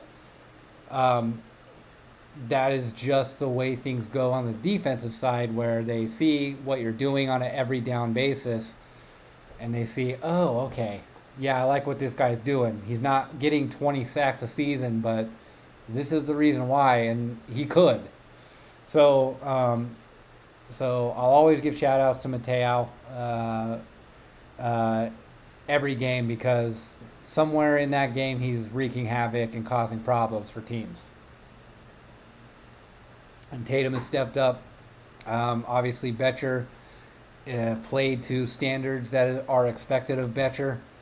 And then obviously Nasir Wyatt had a great game. And I didn't see much else of Purchase and sort of the rest of that linebacking group. But again, I saw limited things. I heard most of what I saw. I heard it on the radio.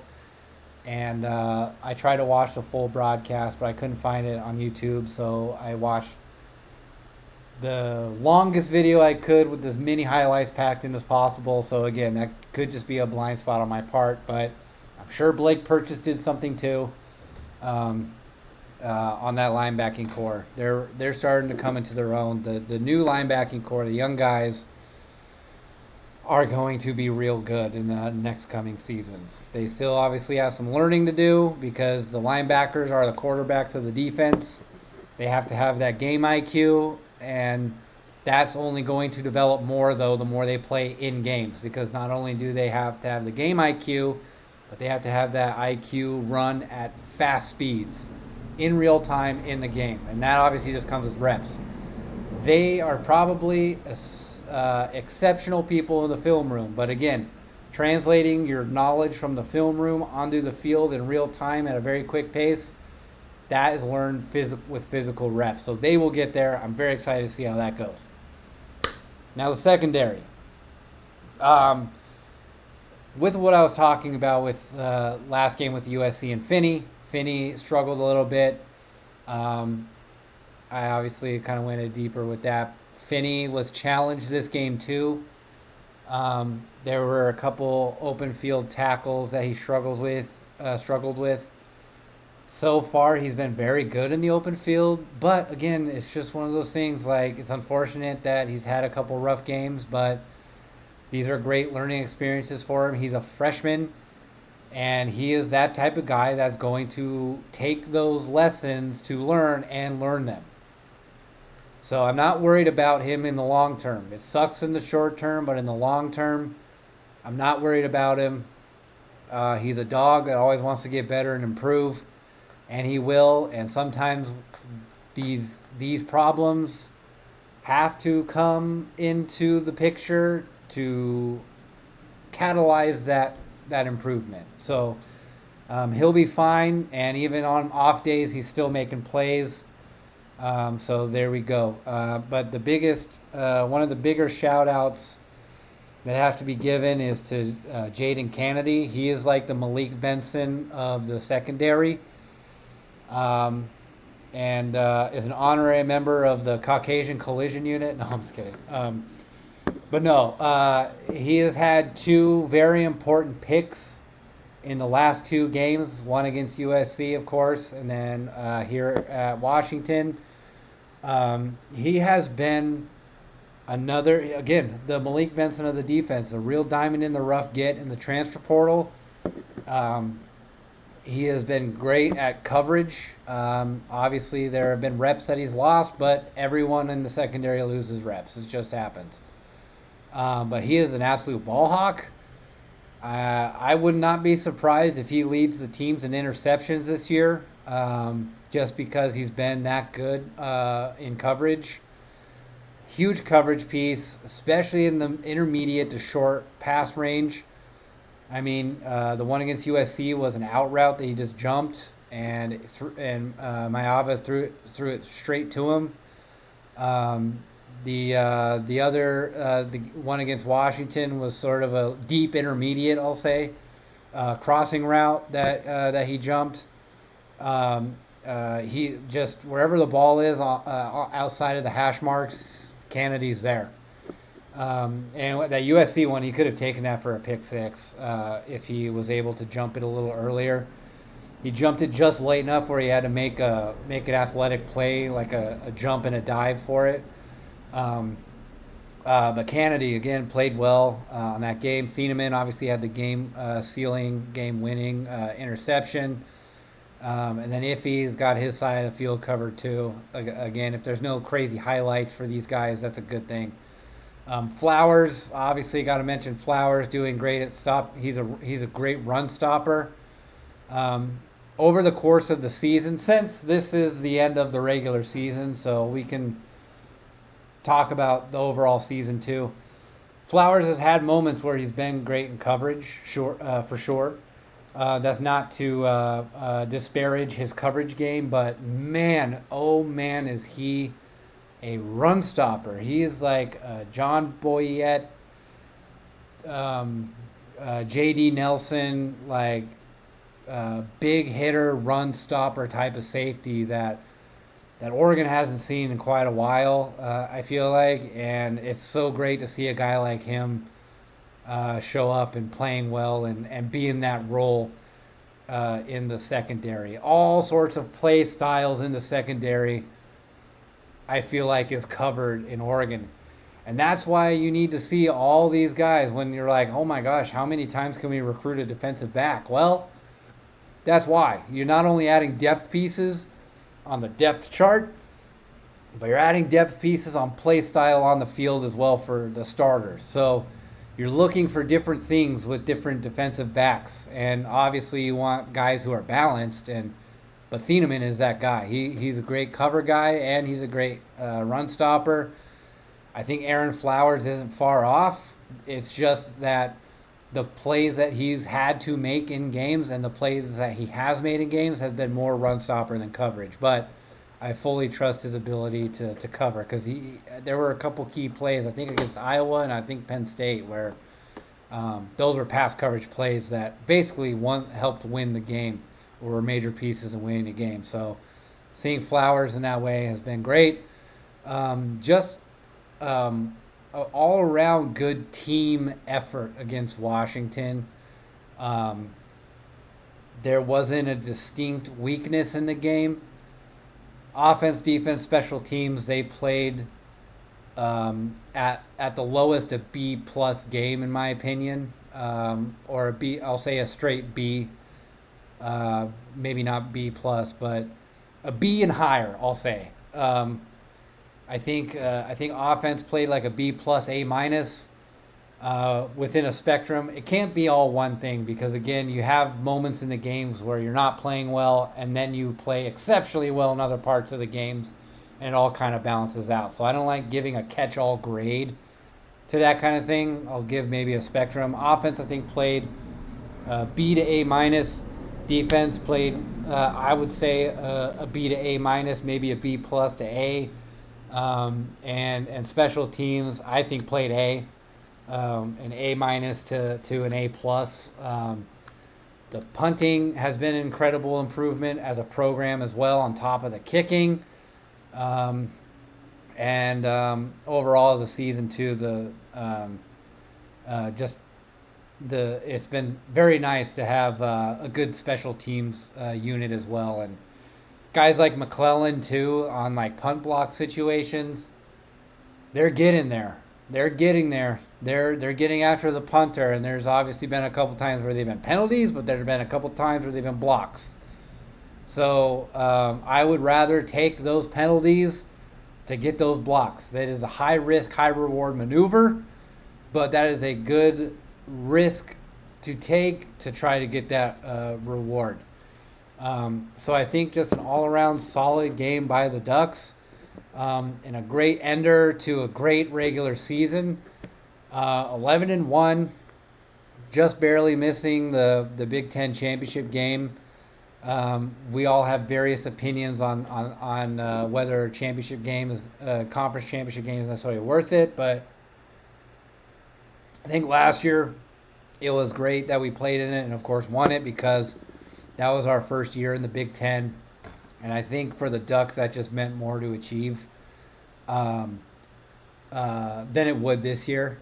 But it still would have been nice to maybe go back to back. But unfortunately that wasn't the case. But as far as the expectations from this offseason going into where we are today in December, I couldn't ask for anything better. I mean, I expected probably a 10-2 record. Maybe having an even bad stretch getting to 9-3. I wasn't expecting 12-0. But I of course thought the ceiling was probably going to be 11-1. It was crazy the way the 11-1 turned out because I thought that the one on the 11-1 would probably be Penn State. I think the rest of us sort of thought that Indiana might dip a little and assumed that Indiana was having their magical season last year. Turns out Marlboro Red, Kurt Signetti, it was the other way around.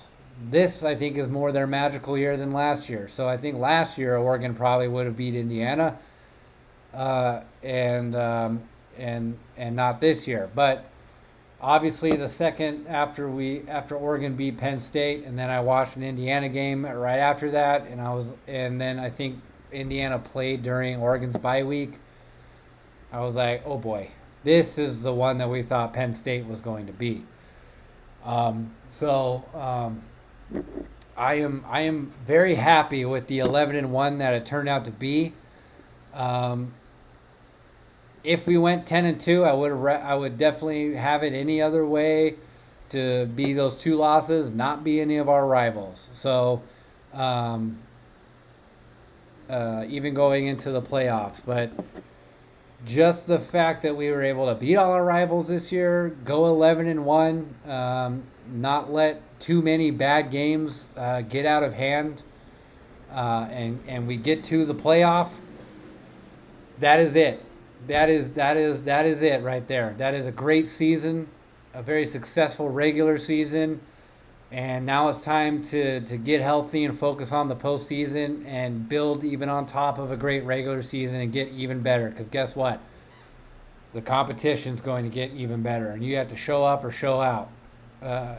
Show up, show out, or shut up. And we need to be able to build at least on making the playoff last year, and now we need to start getting wins in the playoffs and then getting on rolls in the playoffs. It's possible. This year is possible. I still don't think this is our year in terms of a national championship. Last year was probably more of the case, arguably, at least going when you were finished with the regular season going into the playoffs. Clearly it didn't turn out that way. But this team is young, very talented, and they could be very hungry to win. And that's not always a bad thing. And so I look forward to this playoff run for sure. I still look forward to it. And anything can happen. This is the type of team that Oregon is right now with how young and talented they are. Literally anything could happen. They could crumble. They could win a game or two and surprise people, or they could really, really surprise people, pull off a miracle, and make the biggest playoff run Oregon has ever seen. You just don't. With this team, we just don't know. And with past teams, with their talent and their veteran status, everything like that, we all thought we knew. But this year, it's definitely more uncertain than even playing the game on paper, and then much more uncertain than when the game is actually played on the field. So at the very least, though, it's been an exciting regular season, and it will be exciting moving forward. And that's all you can ask. That's all you can ask this football season. And no matter what, however the season ends, the season always has to end. And then you build onto the next season. So, and for Oregon, that has a lot to look forward to, even with everything else going on. I'm going to take another quick commercial break because this next segment might go a while, and hopefully all you out there stick around and keep watching. And this one, definitely this next segment, as we're going to move through, this one will have the most not controversy but conversation starters that your opinions in the chat and in the comments will be very relevant and needed for this type of conversation. But until then, we are going to move to a quick commercial. Stick around. Be right back. Like, subscribe to the channel, and stay tuned. And on to the next segment right after this.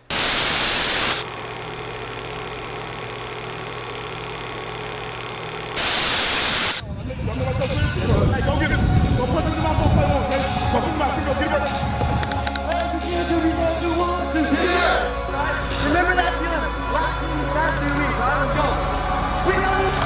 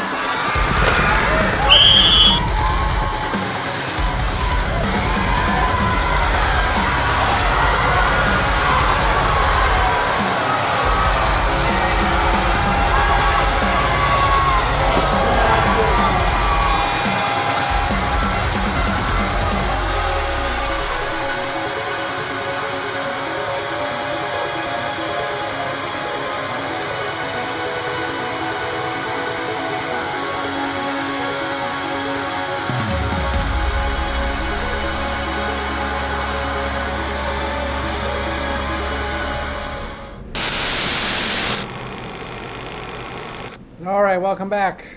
So, aside from all the recruiting stuff that's going on for National Signing Day today and college football playoffs and just about everything else that's going on in the college football world on that front, is the coaching carousel. Holy cow. It is bonkers this year. Everybody except Penn State, I think, has hired a new coach. They might have to be stuck with the interim. I never understood why programs don't really, I don't know. I know it doesn't always work out, but I feel like some of these coordinators and assistant coaches are that for a reason. It's kind of the whole reason that if you lose your head coach, that's why they're there. So they always seem to always hire over those guys. But the coaching carousel has just been absolutely bananas this year. And this was, I touched upon a little bit last week or whatever when I was talking about how Chip Kelly should not ever return to Oregon. We don't need him. And not necessarily for bad blood, but just the fact that we don't need him is more of the reason why than anything else regarding how he's perceived to have done Oregon and Oregon fans wrong. But let's start with the Lane Kiffin stuff. This is such a weird circumstance with Lane Kiffin. Now, Lane Kiffin is a bit of an odd duck, for sure. And it seems that everywhere he goes, some form of drama is surrounding him. And there's so much to unpack here with Kiffin. It's crazy. I mean, this is part of not only the college football playoff, but the college football playoff, and then the recruiting, the transfer portal that they eventually closed one window, and then obviously the coaching changes and stuff, is the reason why everyone is talking about changing the schedule of like the season and everything sort of surrounding that. And this is sort of why. Because we always lose our minds or whatever as fans and call it tampering when people do this with players when they enter the transfer portal. But it's kind of nothing when coaches do this. But then also coaches at the same time are forced to do this based on certain scheduling. It's like the recruiting schedules and the season schedules and buyouts and everything like that. It's just, it's really, it didn't have to be this crazy, but it did. Now, I'm going to start with Lane Kiffin and what he says. And let's say from the get-go and assume that he's telling the truth. That he was given basically an ultimatum of, by the Egg Bowl, tell us if you're staying or not. And if you aren't staying, you can't coach here anymore. So he was essentially being forced out if he was leaving this job. And if he wasn't leaving the job, then nothing was going on, right? And then he decided to take the LSU job eventually. And he didn't know in terms of he was working things out between LSU and Florida, so he was saying, I don't know, to the Ole Miss people, because it was like, which side do I go on, or do I stay? And then, so it's like one of those things where, well, are you leaving? I don't know. the sort of assumption, though, is that you are leaving, you're just deciding where you're leaving to, and therefore the AD says, okay, well, pack your bags, you're not allowed back in the building type of thing. But then Lane says, no, I want to finish out this season. I got Ole Miss to this point. I want us to make a playoff run, finish the job. But Keith Carter, the athletic director, says, no, not possible. You're done here, blah, blah, blah. I wanted to. My team wanted me to stay for the rest of the season, so on and so forth. Let's assume that's true. And I'm not going to make a statement on whether that's true or not. I don't really know Lane Kiffin, whether he's a super honest guy and this is what happened, or if he's a pathological liar. This is all subjective to anyone else. But I'm going to start with the assumption that it's true. Now, let's fault Vince McMahon for all of his faults that he has. But one of the things that I heard a story about him growing up is that he would base, so if he hires a wrestler from another territory, or the indies, lower promotions, territories, that way, so on and so forth. He brings guys into the WWF and then eventually the WWE. His first moment of deciding whether it's a green or red flag to push these guys to championship status or not was this. And that was if they had gigs in their books. Let's say he hires this guy to, let's say he pursues this guy to go to the WWE in July. A month goes by and they finally come to terms for him to sign a contract with the WWE, but he's an indie wrestler or lower promotion wrestler or opposing territory promotion wrestler that has matches and events and everything booked to December. So you got 3 to 4 months before, or 3 to 4 months of gigs before he even has the opportunity to say, I can't take any more gigs anymore, I'm with a different promotion, or I'm stopping accepting gigs at this point. My calendar is full till December. After December, I haven't booked anything yet, so it's open.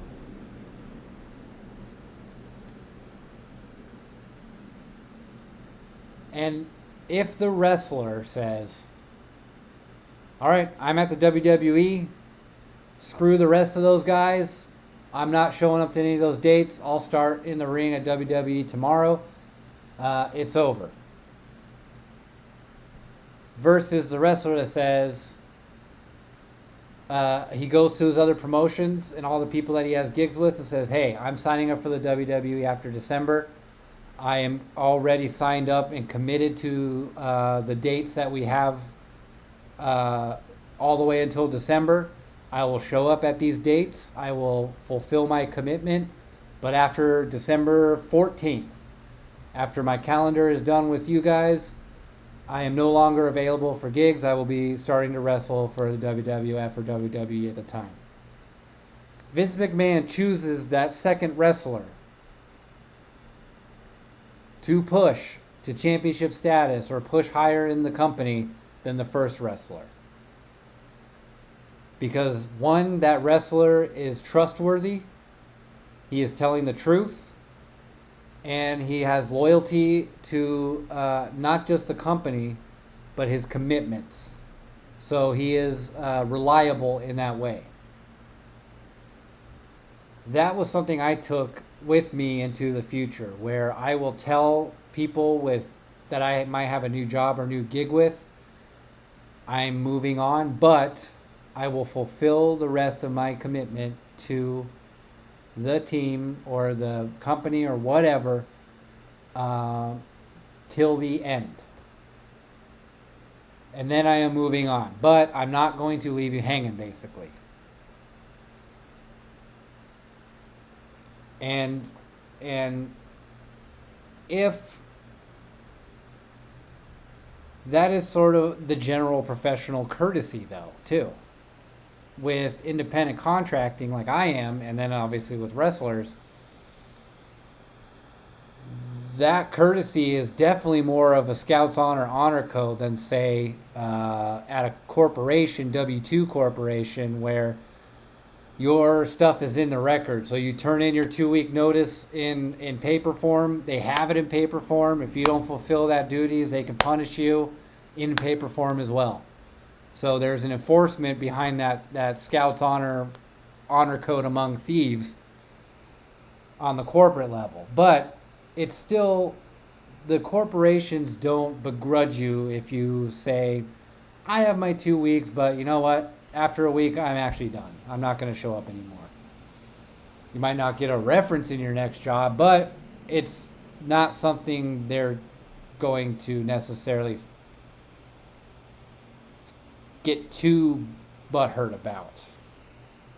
But obviously the professional courtesy is you give notice you're leaving, you'll fulfill through the notice end date, and then you're done.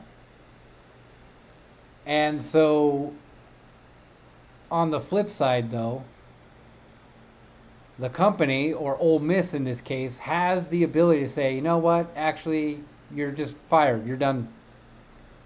Or you can just be done today. You don't have to give us 2 weeks. That is also the flip side of professional courtesy as well.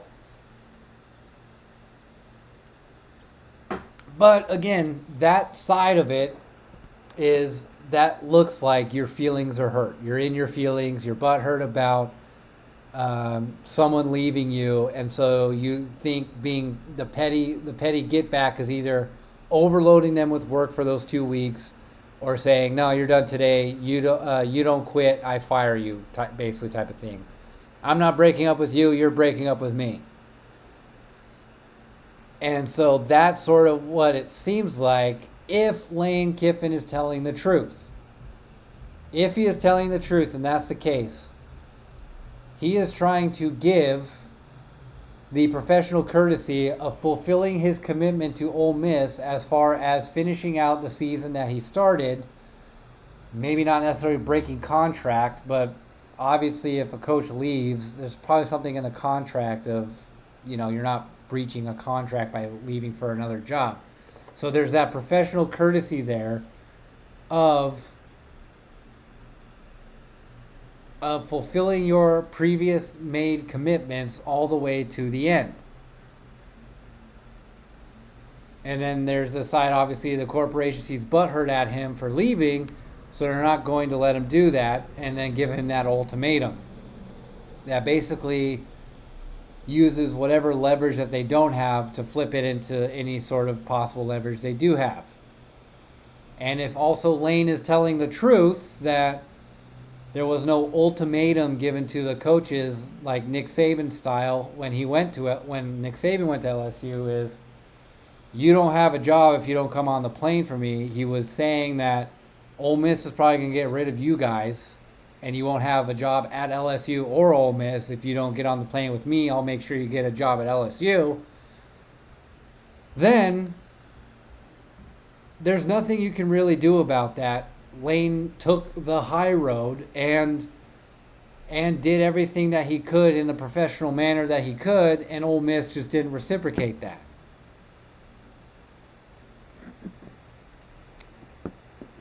Now, there's the other side of it if Lane is not telling the truth, and he played coy and shady with the program, and therefore the program's response was, well, get out of here then. You're not committed to this team.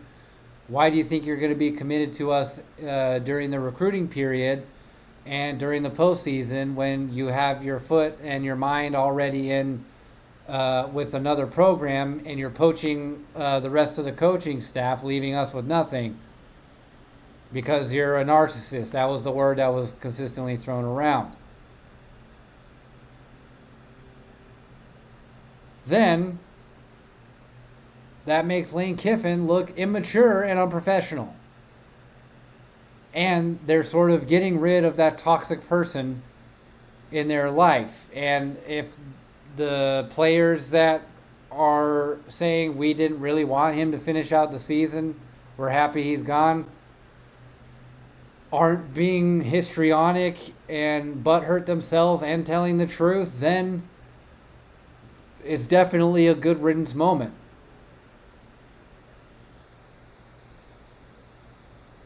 Now there's two things. There's one thing that my dad used to always say when I was a young kid. There's two sides to every story, and the truth is always somewhere in the middle.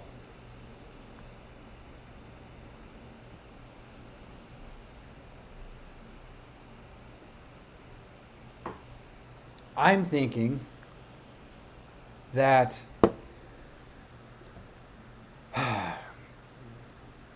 especially with how fast they replaced Kiffin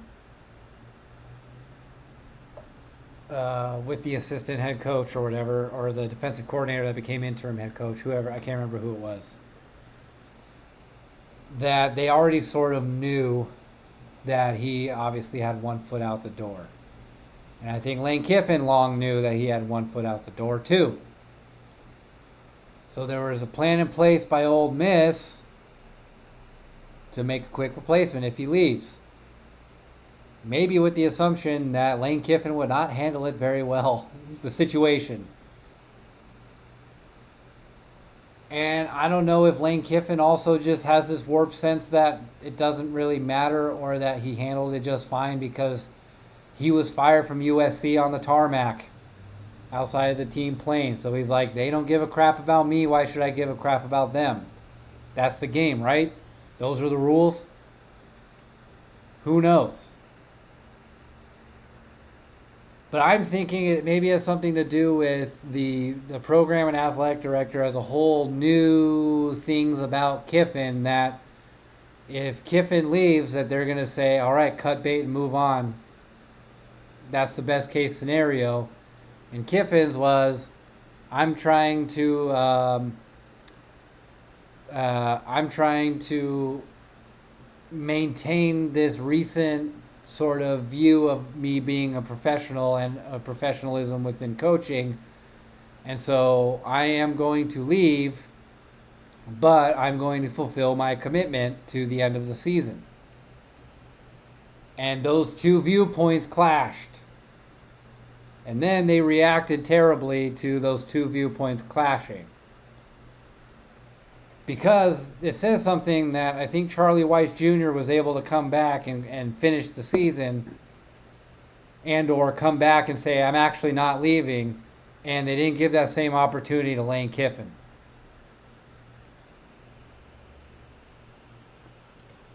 So I think it's a mishmash, crazy potion of everybody's.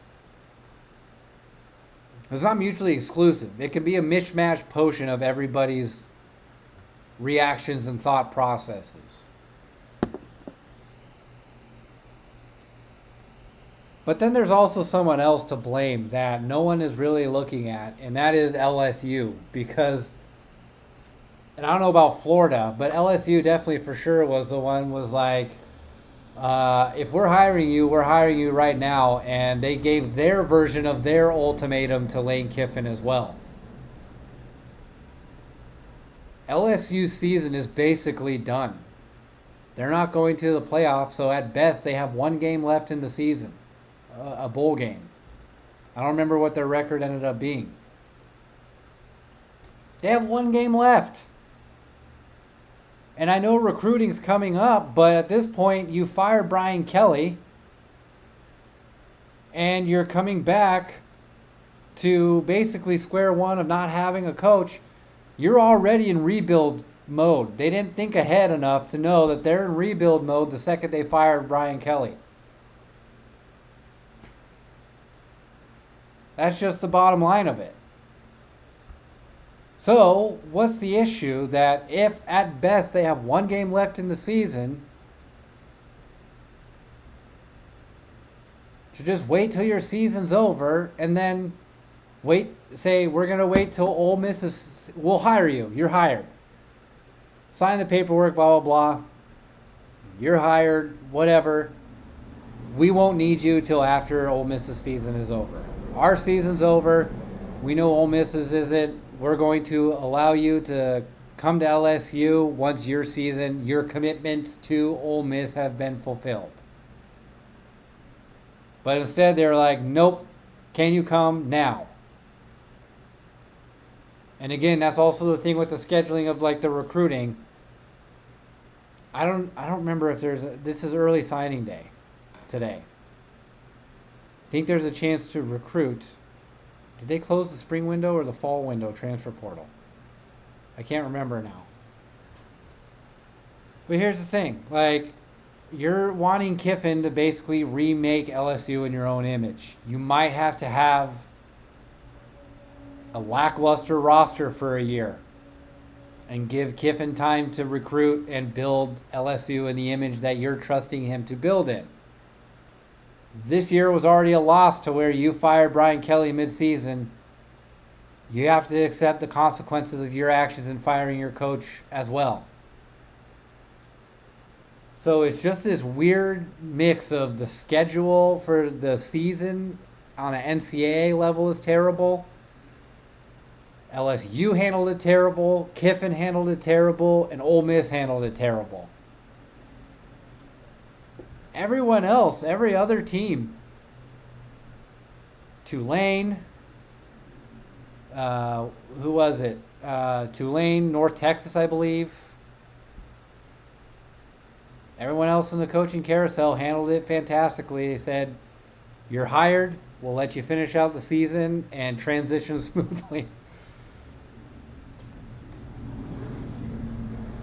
And again, Lane Kiffin sort of has that reputation. But that's one aspect of the coaching carousel where every Duck fan was like, thank God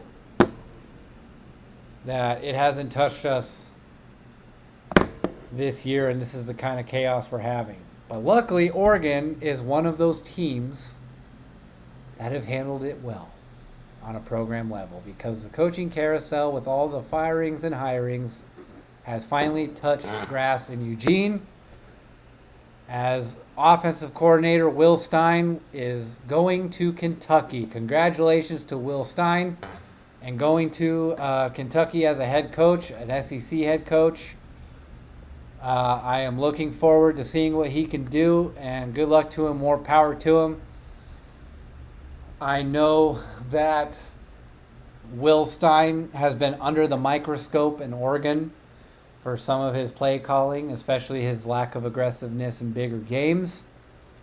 But overall, on an overall resume level, he has been a fantastic offensive coordinator, despite all the screams. If that's his biggest flaw, that is a great thing that we can all, if that's the biggest complaint and his biggest flaw as an offensive coordinator, that is great. He doesn't have any of the fatal flaws that you can't iron out.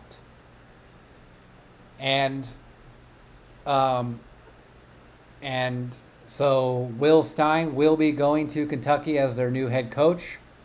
Once a Duck, always a Duck. So I wish him nothing but the best and absolute success in his future endeavors. So as of next year, we will be losing Will Stein as our offensive coordinator. I've seen, obviously, all day seen crazy, not crazy in terms of the logic and reasonableness of it, but crazy amounts of rumors surrounding Brian Hartline being the new OC, potentially, or most likely. But we don't know that yet. It's not official. And what else is not completely official is Tosh Lupoi going to Cal, but it's all but official. And we sort of touched on this last week, last episode, that Tosh was likely going to Cal. And now it seems all said and done without being on paper official just yet. Also, if he ends up, and I say if very loosely because it's obviously likely to happen, I am very happy for Tosh Lupoi as well. Stein, he played at Louisville, so Kentucky's rival. But he grew up in Kentucky, so he's sort of going home. But Tosh Lupoi for sure, because he played at Cal and coached for a while at Cal, and then eventually went to Alabama, Washington, and then ended up at Oregon. And he's finally back home where he grew up. playing for the team that he grew up watching, and then ended up playing for in college, and he is back to head coaching his hometown team. What a dream that is. I mean, seriously, we all thought that was going to be the case for Helfrich. Unfortunately, he wasn't as good of a coach as Dan Lanning will say. Tosh Hupoi is going to be, again, he, like I said at the beginning of this year, is on a warming seat, not a warm seat and not a hot seat, but he had some similar flaws as Stein on the defensive side. But as we're seeing, it was like we all speculated the past couple years that it may have just been he didn't have the exact roster that he needed yet to have his vision come to full fruition, because he has done a crazy good job this year compared to the last couple years running the defense. And he's a great recruiter. And obviously he has roots in the West Coast. So unfortunately, that's going to be a recruiting battle now against Tosh for Lanning. But I honestly, for Will Stein as well, but for Tosh, I could not be happier for him. Like, seriously, what a dream. I think every kid's dream in Oregon, in Eugene, was growing up in Eugene as a Duck fan, playing for the Ducks, and then eventually coaching the team. Like, that is the trifecta of the ultimate dream for the kids in Corvallis. It was the same for Oregon State. Good luck to Tosh in his future endeavors as well. And we wish him nothing but the best and success. And I think the potential replacement for him will be Rashad Samples, so Oregon will be hiring from within. And most fans, and especially for Duck fans in particular, we've always been sort of traumatized, if you will, by coaches who leave and coaches who stay, and players who leave and players who stay, because sometimes the success of a season was built on one guy, whether it was a coach or a player. And so some people were sort of freaking out and panicking that we're losing our coordinators next year because, again, the program's handled it well. It was good luck in your future endeavors after the season. Are you willing to finish out this season? The coaches say, yes, we have a chance to finish out this season strong and do a smooth transition to our new jobs. Excellent. Let's do this. We'll see you around the building until you leave, and we will send you flowers on your way out. Fantastic. That is how you handle it. Especially with a team that's having success. So we're still going to have Tosh for the postseason. We're still going to have Stein for the postseason. Good with the bad on both of those, but overall, still good. It'll give time to also train the new coordinators coming in on how things work at Oregon as well, depending on when each of those guys leave. So it's not a right away thing. Our season isn't over, and even if they left today, it would not still be over. So that is good news. This is overall, though, good news for Oregon as a program. And that's because Dan Lanning is now creating his own coaching tree. This is a good thing overall. It would be bad if the Ducks' coaching tree was a stump, where they never leave, the program sort of struggles, or they never leave because these coaches aren't having the success that they should be happening. But these guys are building themselves to be head coach ready, and it is largely also because of the program, but specifically Dan Lanning, the head coach. Nick Saban's coaching tree is all over the country in college football. That is what makes him the greatest of all time coach, aside from his in-program success at Michigan State, building them up in the 90s, but realizing the ceiling there, winning a title at LSU, and then winning multiple titles and creating a dynasty at Alabama. Alabama did not lose a step when guys like Lane Kiffin and Kirby Smart and all them left, Kirk Cincinnati. They branched out and created success at other programs. You want your head coach creating a tree like that. That is a good thing. That says a lot about the reputation and the development of the coaching tree at the program that head coach is in command of. And it tells you what type of head coach that coach is, that he builds leaders and he builds programs not only at home.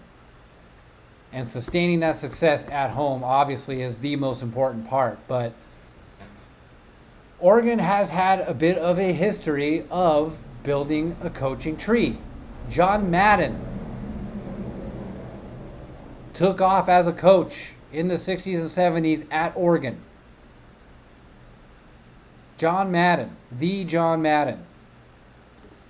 So this is an overall good thing that this is happening. This is not detrimental to the program that these coordinators are leaving.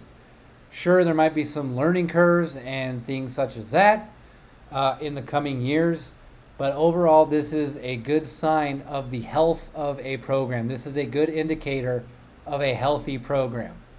That coaches are being developed and sent out to be head coaches, and hopefully successful head coaches when they leave. This is a great thing overall for the program and for Dan Lanning as a coach in terms of his reputation as a coach, his ability to not only coach players but other coaches.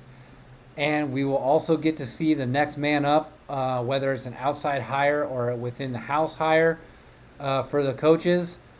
And this also tells you how trustworthy and how good that guys like Dan Lanning, the AD at Oregon, the general manager at Oregon are at talent eval on the coaching side too, not just the players.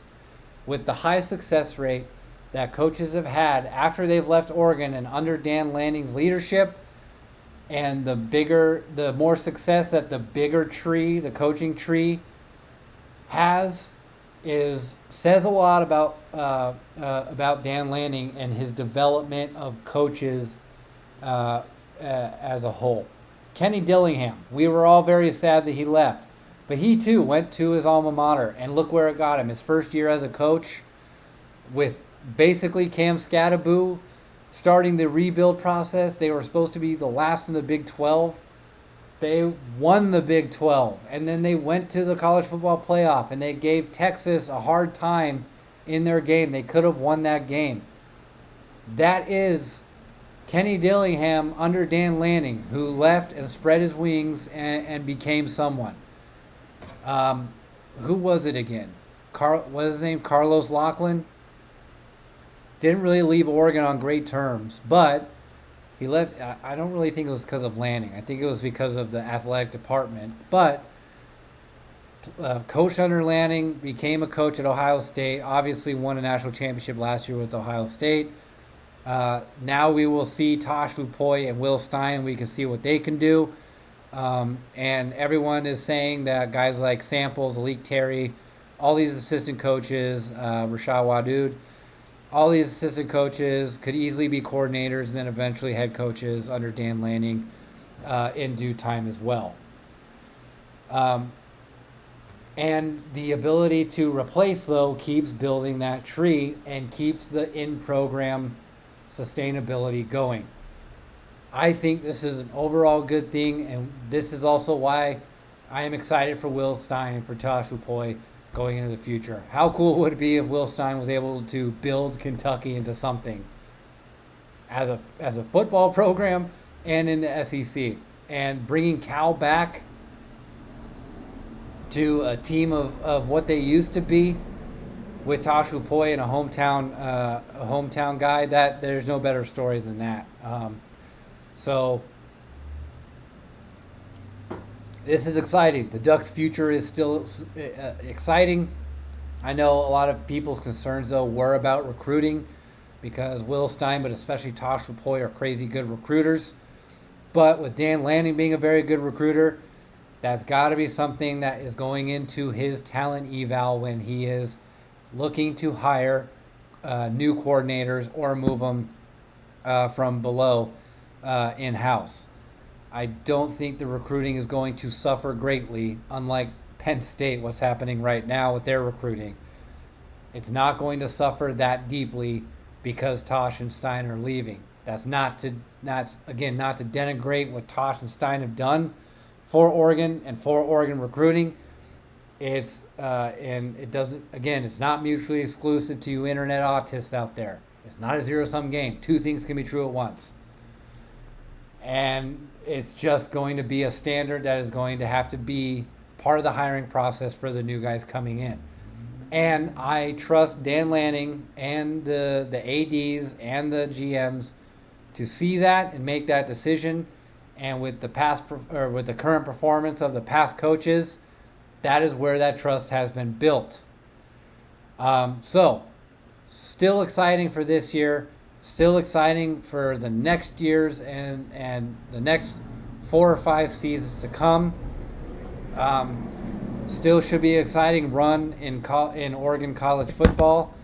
And I look forward to the rest of this season and the postseason and the seasons ahead and of the news ahead regarding that in the near future. But I don't think it's going to take, I don't think recruiting is necessarily going to take a huge hit. Plus, when all is said and done, do we as fans especially, but even as the coaches, do we really have that much say in what 17, 18, 19-year-old people do in terms of choosing where to recruit? You can make a good sales pitch to put it all in your favor, but if I remember how I was at 18, 19, they changed their minds a lot. And things change over time very quickly, much quicker than even now when you're in your 20s and 30s. So, and by the end of the day, you have your roster that you have. And there are obviously things you can do to help with that. But you still, at the end of the day, don't have control over that. You just have control over what's on the practice field and on the game field with you in that regard. But I trust the Oregon system. I trust the coaches, and specifically Dan Lanning. And I think it should all be fun moving forward. And with that, after over 2.5 hours, I think that might be all I have to say. So with that, there's only one thing left to say, and that is thank you for watching. And please like, subscribe, and share this show. And keep on the lookout for new clips of this show and other things that I will present on this YouTube channel. But please like, subscribe, and comment down below and join the chats during the live streams. Please add to the conversation, add your opinions, and let's have fun being Duck fans all over the country and all over the world. So, have a great night, and I will see you on the next one. I keep forgetting to start that over the show.